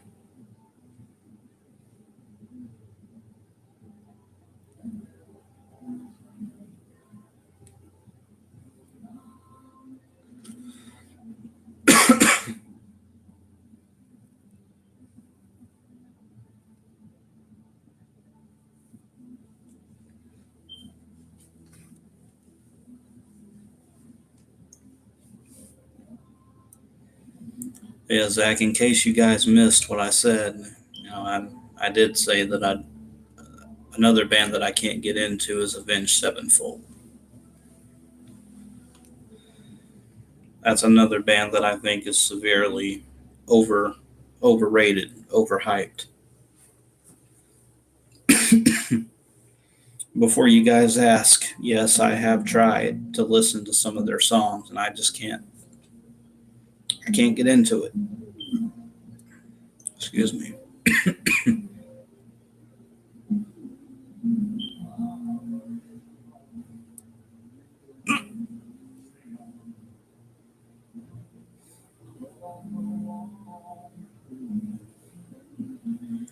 You can't get into them either.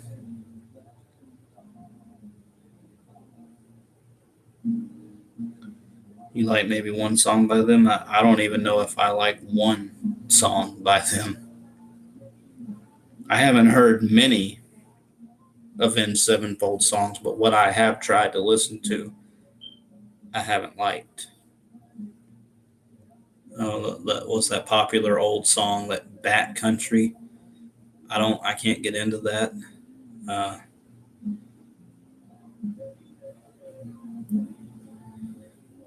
I just can't. I just can't.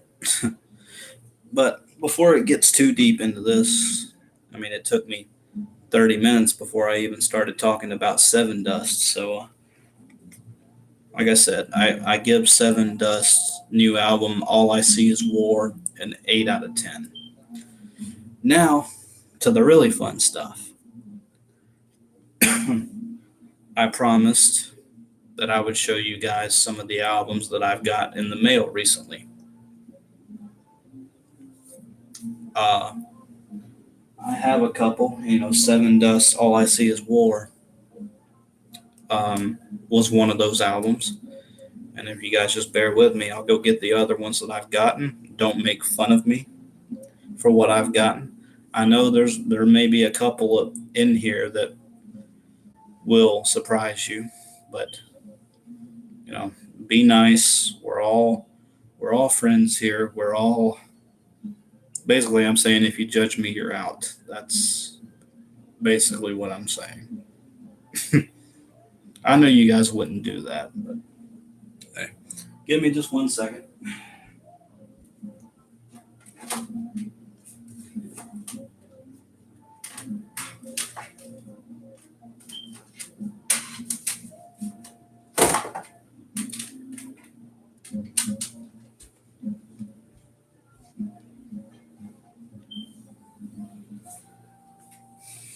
Okay, I've got now. I didn't get all of these at one time. This is what I've collected over the last couple of weeks in the mail. And I'll show you guys what I got last week first. This is the new Under Oath album, Erase Me. I know it's gotten mixed reviews, but I quite like most of it.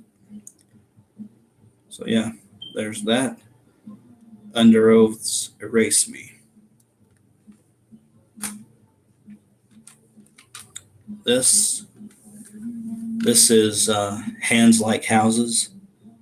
It's an older album called what is it called? Oh, Unimagine. That's the name of this album.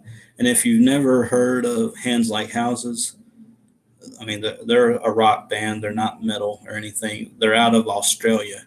And I think these guys have a lot of talent. uh, Unimagine and Dissonance. Dissonance is their latest album. Uh,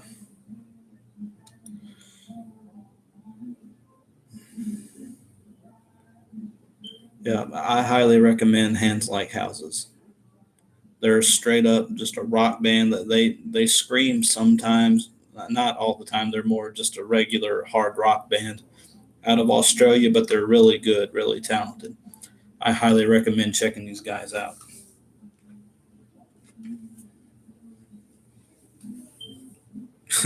Jonathan, no, we're not friends. Well, fine. Fine. I never needed you anyway. I'm just kidding.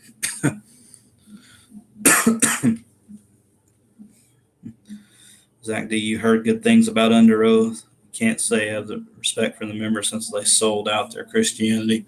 Yeah, I did hear about that. I know that they're not a Christian band anymore, and there's uh,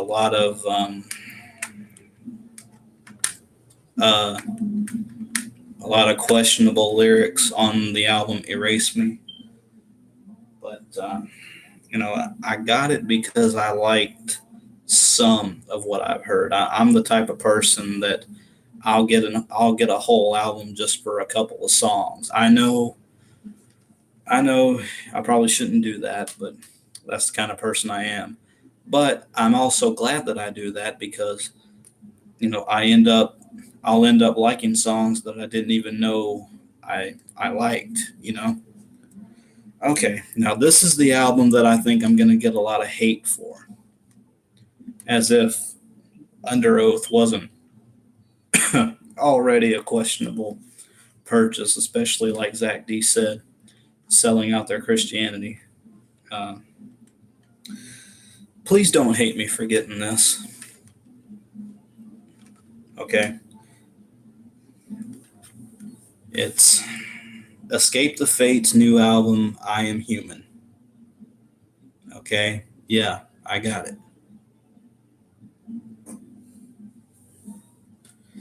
Go ahead, laugh it up. Laugh it up all you want to. Laugh it up.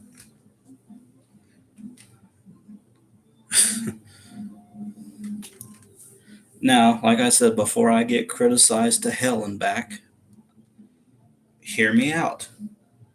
Hear me out. I know Escape the Fate isn't the most popular band in the world. I know a lot of people don't like them.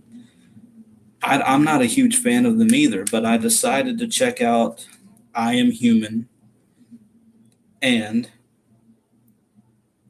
I was pleasantly surprised at what I heard from a pop punk album, I guess. I like a lot of good songs on here, and some of the songs have really good messages, like the title track, I Am Human. It's talking about how everyone's human and we can all do, no one is independent of another. We're all the same. I think that's a great message to have.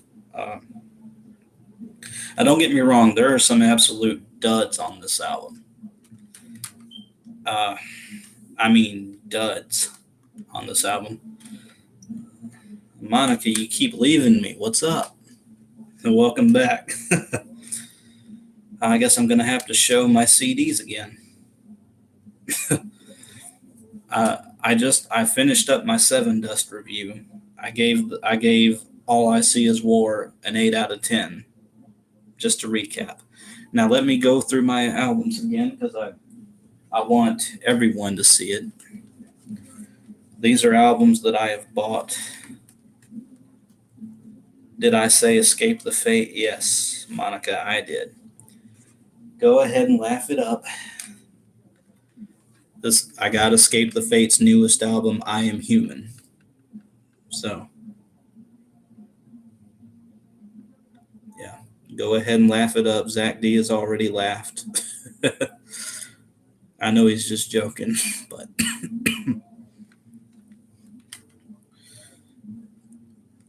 what was the other ones that I showed off? Oh yeah, this one. What's there to laugh about with Escape the Fate? I guess because a lot of people don't really like them. I mean, I can understand why, but anyway, this is an album that you missed, Monica. This is a band called Hands Like Houses. I don't know if you've heard of them or not. They're from Australia. Uh, they have 3 albums. This is their second album called. I always forget the name of this, and I just said it. Oh, this album's called Unimagine. Uh, really good rock band from Australia. Uh, if I were to recommend any songs from this album in particular, um, definitely check out songs like Developments, Introduced Species, Wait, A Tale of Outer Suburbia. Uh, those are all really great tracks. Oh yeah, Monica, they're from Australia. I didn't know that when I first started listening to them. I knew that they had an accent when the lead singer sang, but I always thought he was from England or someplace in Europe. But yeah, they're from Australia and they're really great. I have nothing but good things to say about Hands Like Houses.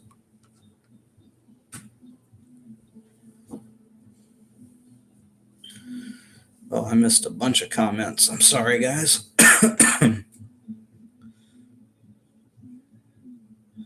Zach D was talking about how he almost got One More Light by Linkin Park, but you didn't get it because it was worth $20. That's fair.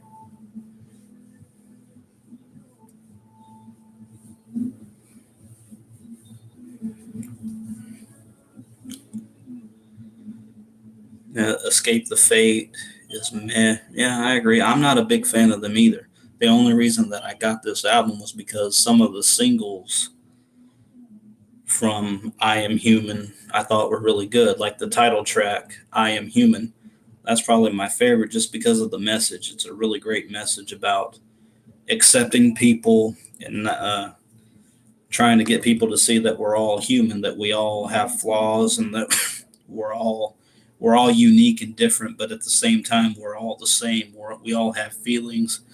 I just really liked that message, and that's one of the reasons why I decided to order that one.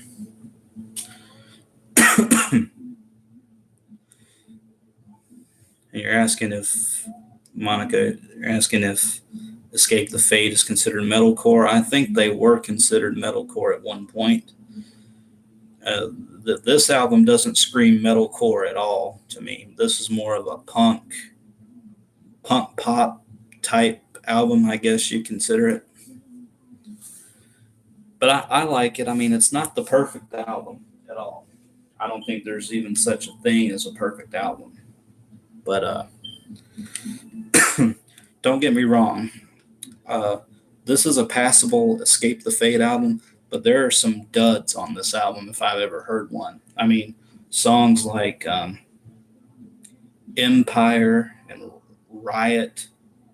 Oh my God, those are 2 of the worst songs that I've ever heard from Escape the Fate.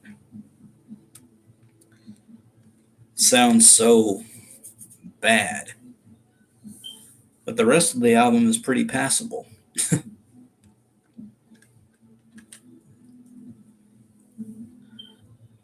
Oh, Zach D, I missed you. Oh, your Q&A is edited and everything. Well, that's cool, man. I can't wait to watch it when it comes out.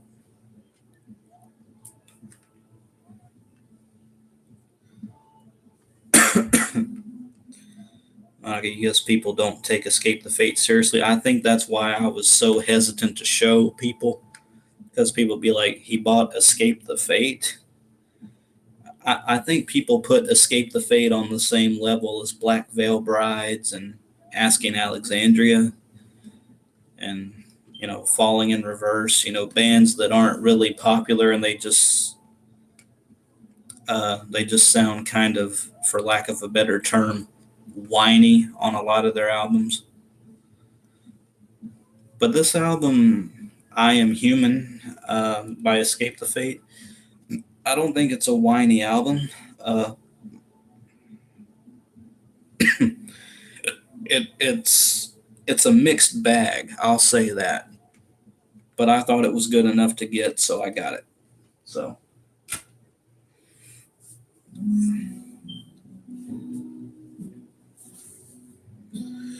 yeah, I agree, Monica. That whole scene, that emo punk kind of scene, I'm not a fan of that. Although I do like a couple of songs from Asking Alexandria. I really like, what's it called? Uh, it was a single a while back.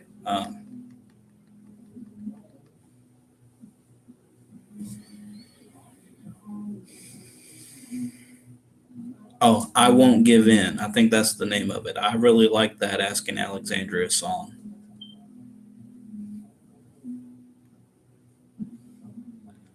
Oh, Zach D.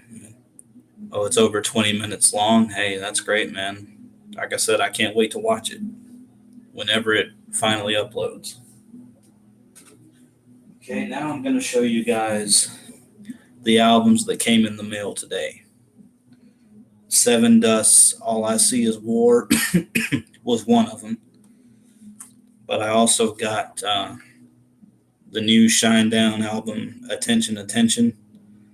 Like I said, I know this is another album that got mixed reviews. I haven't listened to the whole thing, but I like some of what I've heard. I like songs like Devil, and I even kind of like the Human Radio. But I just decided to try to give it a chance, really.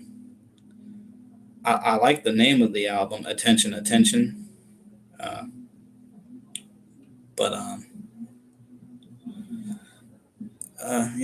know Shinedown hasn't really been the best since Amaryllis, but yeah, Monica, I got Attention, Attention. Like I said, I haven't listened to the whole thing. Um, I like some of it. I mean, I don't think that I would put this, and I know this is a bold statement since I just said I haven't listened to the whole thing, but I don't think I would put this in my top albums of the year. I'd be very surprised if this album made it on the list. Uh, like I said, I like the song Devil, and I kind of like the Human Radio. I know people give that song crap. No, like I said, I haven't listened to all of it, so yeah. Attention, attention, attention. I don't know why I did that. So.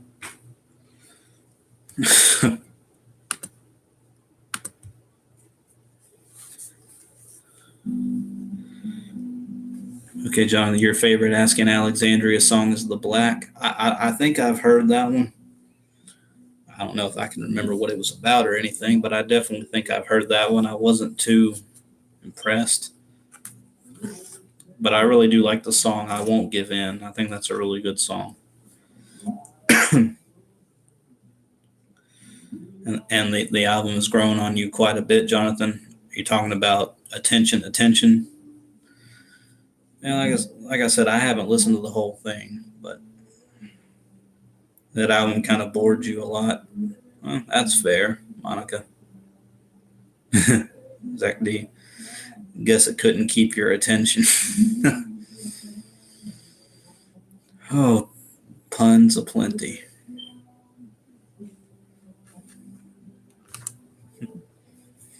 Hey, Jonathan, you said the best songs are to you are Black Soul, Monsters, Creatures, Special, Devil, and Brilliant. Okay. Like I said, I like Devil and the Human Radio. I think I've listened to Black Soul. I think that one was pretty good too.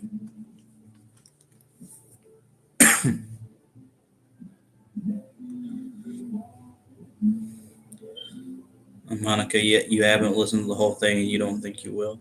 Like I said, that's fair. Like I said, Shinedown, in my opinion, hasn't been the same since Amaryllis. I think that was their last good album. With songs like Bully. I think Bully was on that album. Bully. My favorite, uh, my personal favorite from Amaryllis, which was uh, what was it called? Oh, My Name Wearing Me Out. I really like that one. That's my favorite off of Amaryllis. And I didn't even know about that song till a couple of months ago. How crazy is that?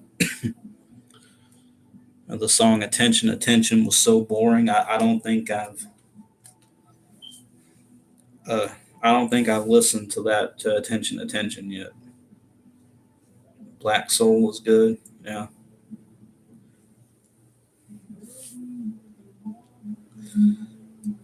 The Human Radio is not that good. So Odd and Generic. That's fair. So the Human Radio isn't my favorite by any means. But out of what I've heard so far, I'd say my favorite song from Attention, Attention is probably Devil. But that's not really saying much, I know. Exactly, you've really only listened to one Shinedown song. What did I just say? You've only listened to one Shinedown song, and you didn't have much desire to listen to more. Once again, that's fair. Yeah, well, what did I say? Shinedown Shong? I don't, what? Glad I didn't mess up and say something inappropriate. But I don't know where I'm going with that joke either. But anyway, this is the last album that I have for you guys. It came in the mail today, along with Attention, Attention, and All I See Is War. And that's the new Godsmack album, When Legends Rise. Now, I'm not the biggest Godsmack fan. In fact, this is the only album of them that I have. But it's a simple rock album, and sometimes I like that. I've only listened to this album in full once, but I liked it enough to buy it.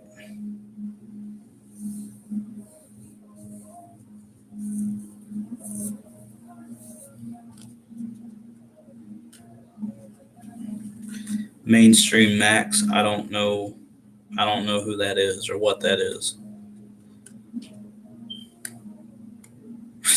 Honestly, I don't know about that. Oh, inside joke. Well, no wonder I don't know anything about it.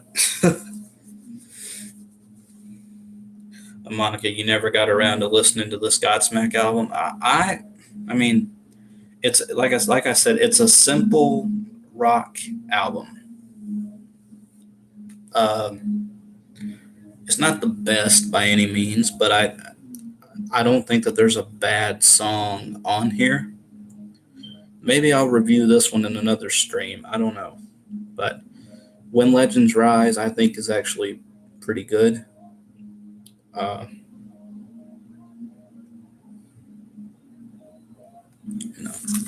Oh, no, I just dropped it. That's all the albums that I have for you today. I think I'm going to stop this stream in a minute. Well, not a minute, but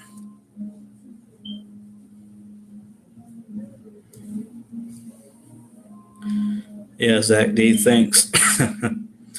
I dropped something. Yeah. I didn't say I was going to cut it off right away. I know I said a minute, but I'll go a little bit longer than a minute. Mostly because I'm getting tired of freaking standing. And I know what you're saying. Well, just go get a chair. I have no chairs in my room. And if I were to get in another angle for you guys would complain about how messy my room is. And my room is a complete mess, okay? That's why I have the camera angled up at me like I do. Just being honest here. And I don't mean like there's clothes on the floor or anything like that. I'm talking about, well, this is uh, soda cans. I've got soda cans everywhere. I'm ashamed to admit that. There's soda cans here, there. I think Chuck was drinking a Sprite earlier. I'm not sure, but yeah.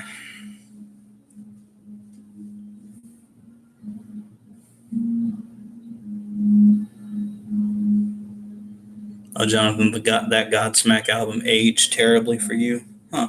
That's cool. That's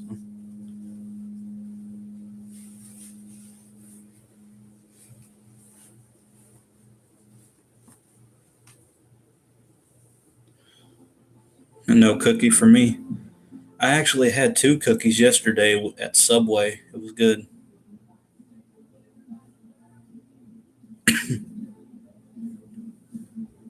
along with my Subway sandwiches.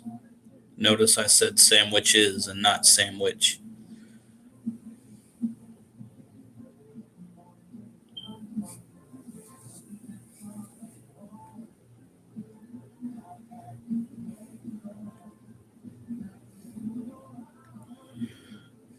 Oh, Monica, you sit on the floor in all your videos. Well, I would do that, but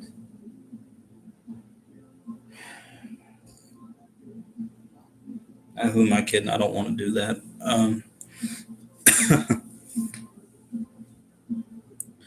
I don't know where I would sit. I don't have anything. I don't feel like holding my laptop up while I sit down or anything like that.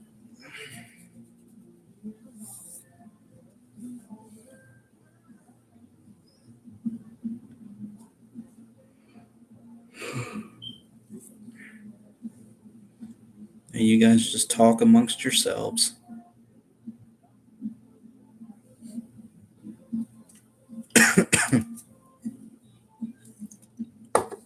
But you guys know something that I haven't done in a while? I haven't done a debate in a while. I said I was going to try to do that in every stream where I would take two bands and we debate about them and see which one was better. I want you guys to give me some ideas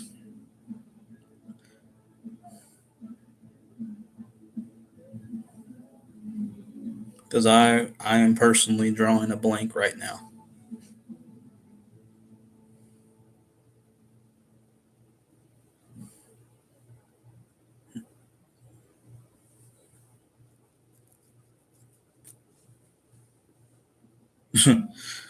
Big Time Rush versus Mark Anthony.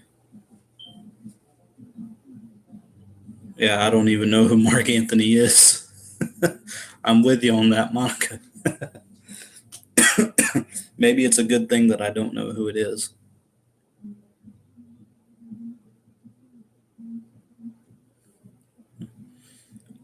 I should do Simple Plan versus Nickelback. That's an idea. Now, contrary to popular belief,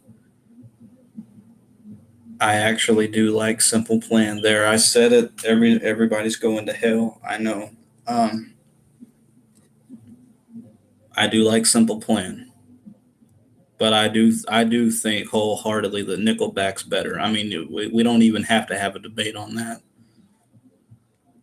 At least Nickelback actually tried with Feed the Machine.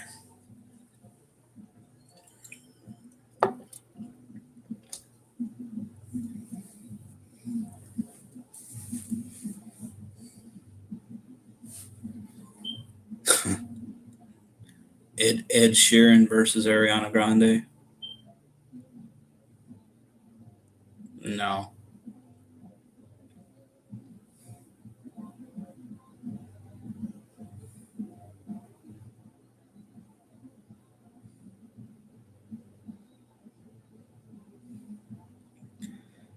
And guys, I know Simple Plan gets hate because of how whiny their lyrics are.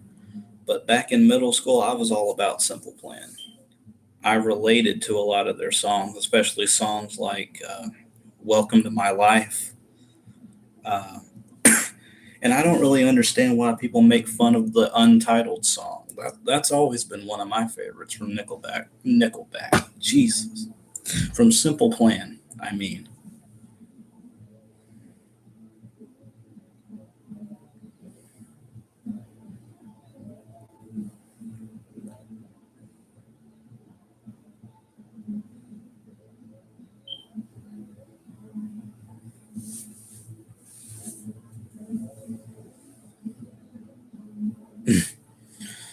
Me versus Cover Killer Nation. Oh, I already know that wouldn't work. He would kill me, no pun intended. That's no disrespect to him. I'm just that's a compliment. I don't watch him, but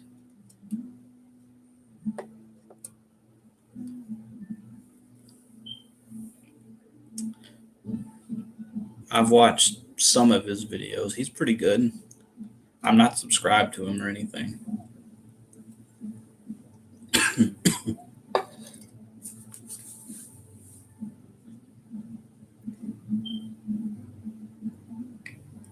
This sounds like a wrestling match. Me versus Cover Killer Nation for the WWE Championship. That'd be nice. Yes, I'm a wrestling fan. I know we've already established that.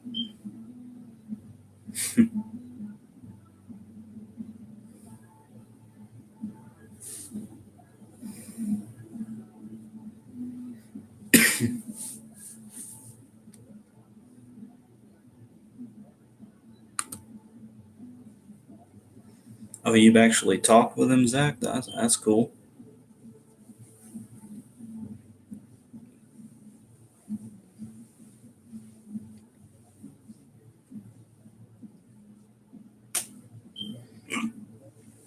Excuse me. Got the hiccups now.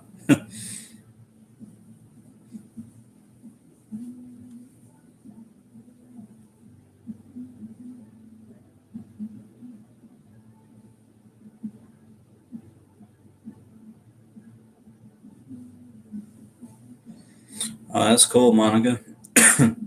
You didn't realize your Simple Plan comment was kind of mean. That's fine. I mean, like I said, I know people don't like Simple Plan, but it's the nostalgia factor for me. Just like Jonathan said, I can't tell if that's sarcasm or not. It's probably sarcasm, but it's nostalgia for me, and I still come back to some Simple Plan songs. But I will defend Simple Plan on one thing, just one thing. I feel like their later albums that they've released have been more mature. I'm not talking about sound wise, I'm talking about lyric wise. With songs like This Song Saved My Life, that's a really good one. Uh, hell, that's the only one I can think of. And I really like the song, even though it's a pop Simple Plan song called I Dream About You featuring Juliet Sims. It just seems like they've matured over the years. I mean, maybe not, but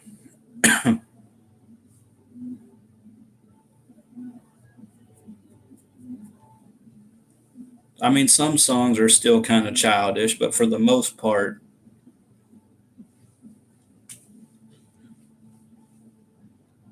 you know,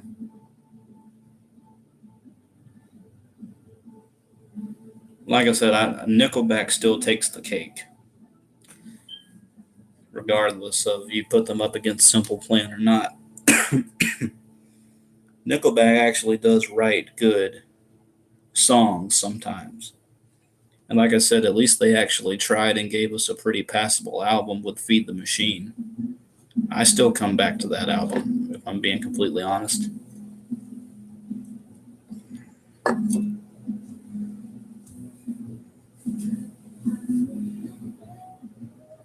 Me versus MJ Nation in the debate.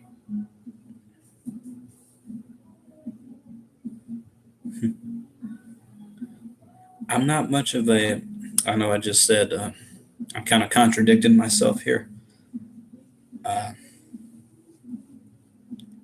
you know how most debates that you watch on TV, they always end in a screaming match and nothing ever really gets accomplished.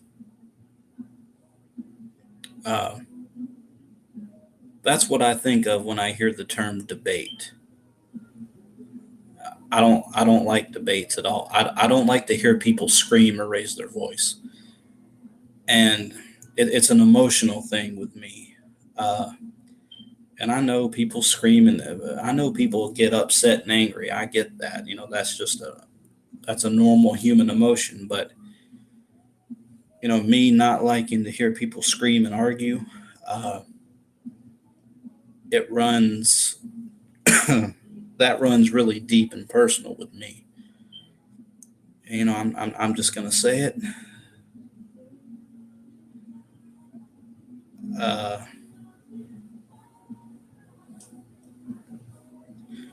I'm just gonna say it. I don't really have a problem getting personal. When I was younger, um, my parents used to fight a lot. And, my dad's dead now. Uh, he passed away 3 years ago. And it stopped as they got older, and as I got older, it stopped, and the fights were few and far between. But uh, you know, that always resonated with me. I don't understand why people. I mean, I understand why people get upset about stuff. I just don't understand why they think that screaming and arguing is going to change what happened. That has never made sense to me, and it never will make sense to me because I don't I don't like how I'm talking now. This is as high as my voice ever goes. I don't get ticked off easily. You can't get a rise out of me over anything. I mean, even if you're talking about how Skillet's last album sucked, and you guys know that Skillet has been my favorite band for over 10 years. I got no problem with people saying that because I agree. I agree with that. I agree that Unleashed wasn't that great. You know, I can man up and admit that. Even though Skillet is my favorite band, and if I people want to talk bad about me, that's fine. I really don't care because at the end of the day, it's not hurting me; it's hurting them. They have to go on and live with the fact that they insulted someone that they know nothing about. So you know, I mean, I'm just sick of anger. I'm sick of hearing people scream and argue, especially siblings. Oh, I don't have any siblings close to my age. I mean, my brother is in his 40s. That's how big of an age gap. But then again, uh, uh, what was I going to say? The reason that the age gap between me and my brother is so big is because we actually have the same dad, but not the same mom. My brother is really my half brother uh, from a different marriage. My brother was born in 1973. I was born in 1992. So that should tell you something.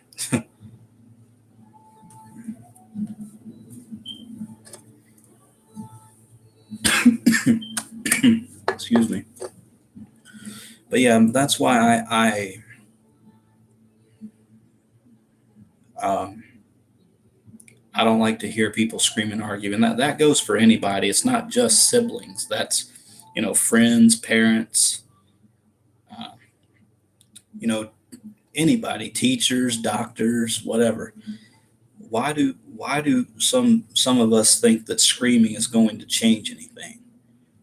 Sure, you might let out how you really feel. It shouldn't take someone getting angry to say what they really feel about something.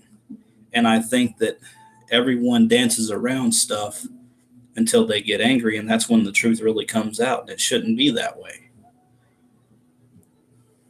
Uh, well, yeah, Zach, it's changed music in a good way. Yeah, that is the only screaming that I like. Uh, you know, only my best friend really knows that about me, that I don't like screaming. I mean, I'm a non-confrontational person. Whenever I see a debate or an argument about to happen, I turn the other way. I I go the other way. That's basically what I'm saying. It's so bad for me. This is how much I don't like it. Uh, you know, even though I can watch a movie and an argument will happen, and I'll have to kind of turn it down or turn the channel, and that's a movie. It's fake. They're not even really arguing. That's just in the script. That's how much it affects me. Now, if you're like raising your voice to the effect of like, if you're excited about something, I know people do that. They get excited and they're like, oh my God, whatever. I got nothing against that. But when you sit there and you just scream constantly about stupid stuff that's not even worth getting that angry about, who cares if your sister borrowed your shirt that day? You're going to get upset just because, and I know that people will make the argument, well, it's not her shirt. But then again, hey, you know, then again, I don't have any siblings to argue with. My brother and I don't even argue. Oh, at the end of the day, it's just a shirt. We get so uptight about people, exactly, Monica, arguing over something so trivial as, oh, she borrowed my shirt, she borrowed my pants, she borrowed my toothbrush. Who cares at the end of the day? It doesn't, how is that affecting you? Just because it's yours, it doesn't really have your name on it.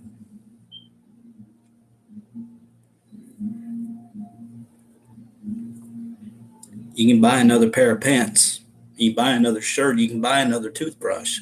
It's not the end of the freaking world.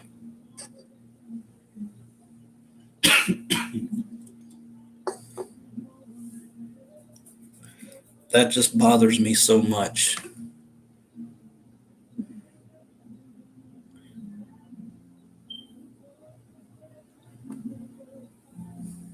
I'm not even talking about music right now, guys. I'm just talking real.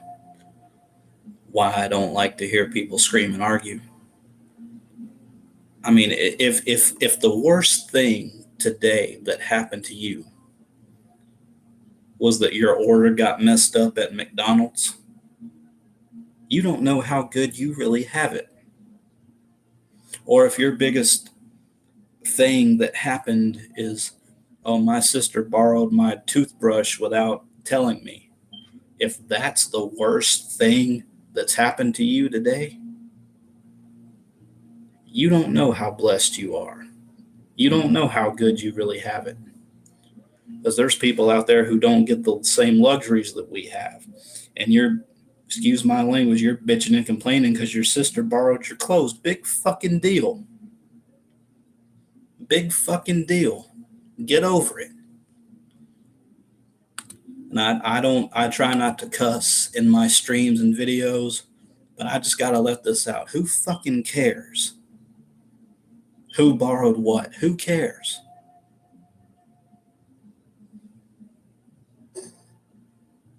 It's not the end of the world.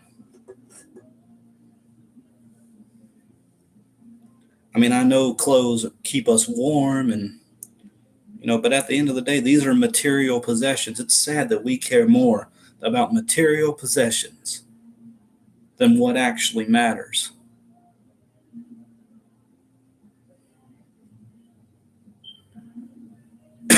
And as you noticed, even though I'm ranting and I'm kind of angry, I'm not raising my voice. I'm not yelling. That this is me. I mean, sometimes I might I might scream to myself if I'm really really angry, but I actually get angry about stuff that matters when it does happen. Monica, I understand that. We are just people, and I know we're still going to get angry and mad about stuff. I know that that's not going to go away. But sometimes you just have to learn to control it. We are impatient. uh, I'm not saying you shouldn't cover up your emotions because that's bad to do. I'm just saying, you know,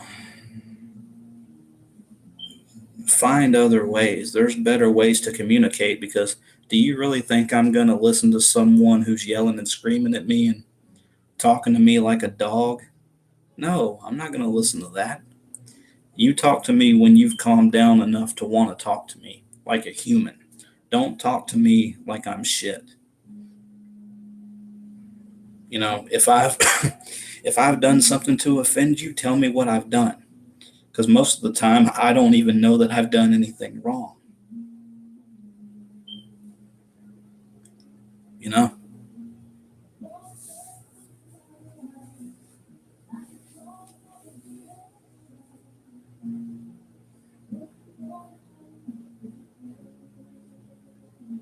Wow, man, that is really bad.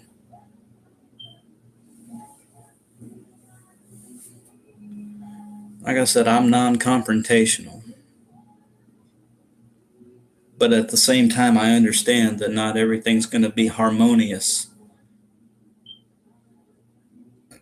And I know sometimes it's best to just let the argument happen as much as I don't like it. People aren't going to change who they are just because I don't like something that they do. That's not up to me. I can hate arguing and screaming all I want to. And, people, I haven't told a lot of people this. My best friend Timothy, who was in the stream earlier, he knows that about me, but he's been my best friend for 15 years. Uh, you know, it had a legitimate effect on me when I was younger. I mean, you know, stuff affects people in different ways. That's how it worked out for me. But like I said, as my parents got older and as I got older, the fighting stopped.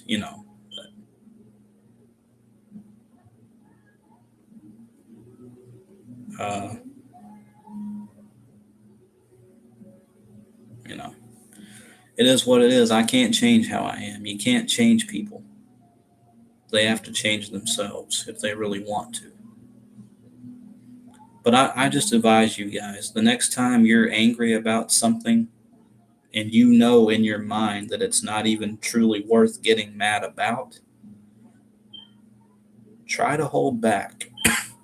I know, I mean, I'm not saying that's easy to do, but you have to learn, you have to try to condition your mind. Is this worth getting upset about? My sister my sister or brother ate my grilled cheese sandwich. Is this really worth getting upset about? No, I can walk my ass in there and fix me another one. Yeah, you may not want to cook it again, but it's not the end of the world. It's not. Put on your big girl and big boy pants and suck it up.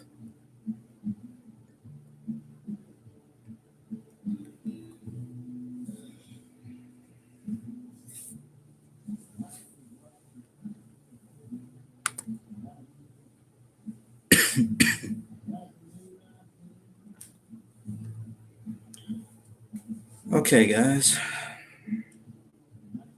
I hope I've left you guys with something to think about. And it's obvious from the comments that I have. And I'm gonna go ahead and stop the stream now because like I said, I fired myself up and I'm starting to uh, um,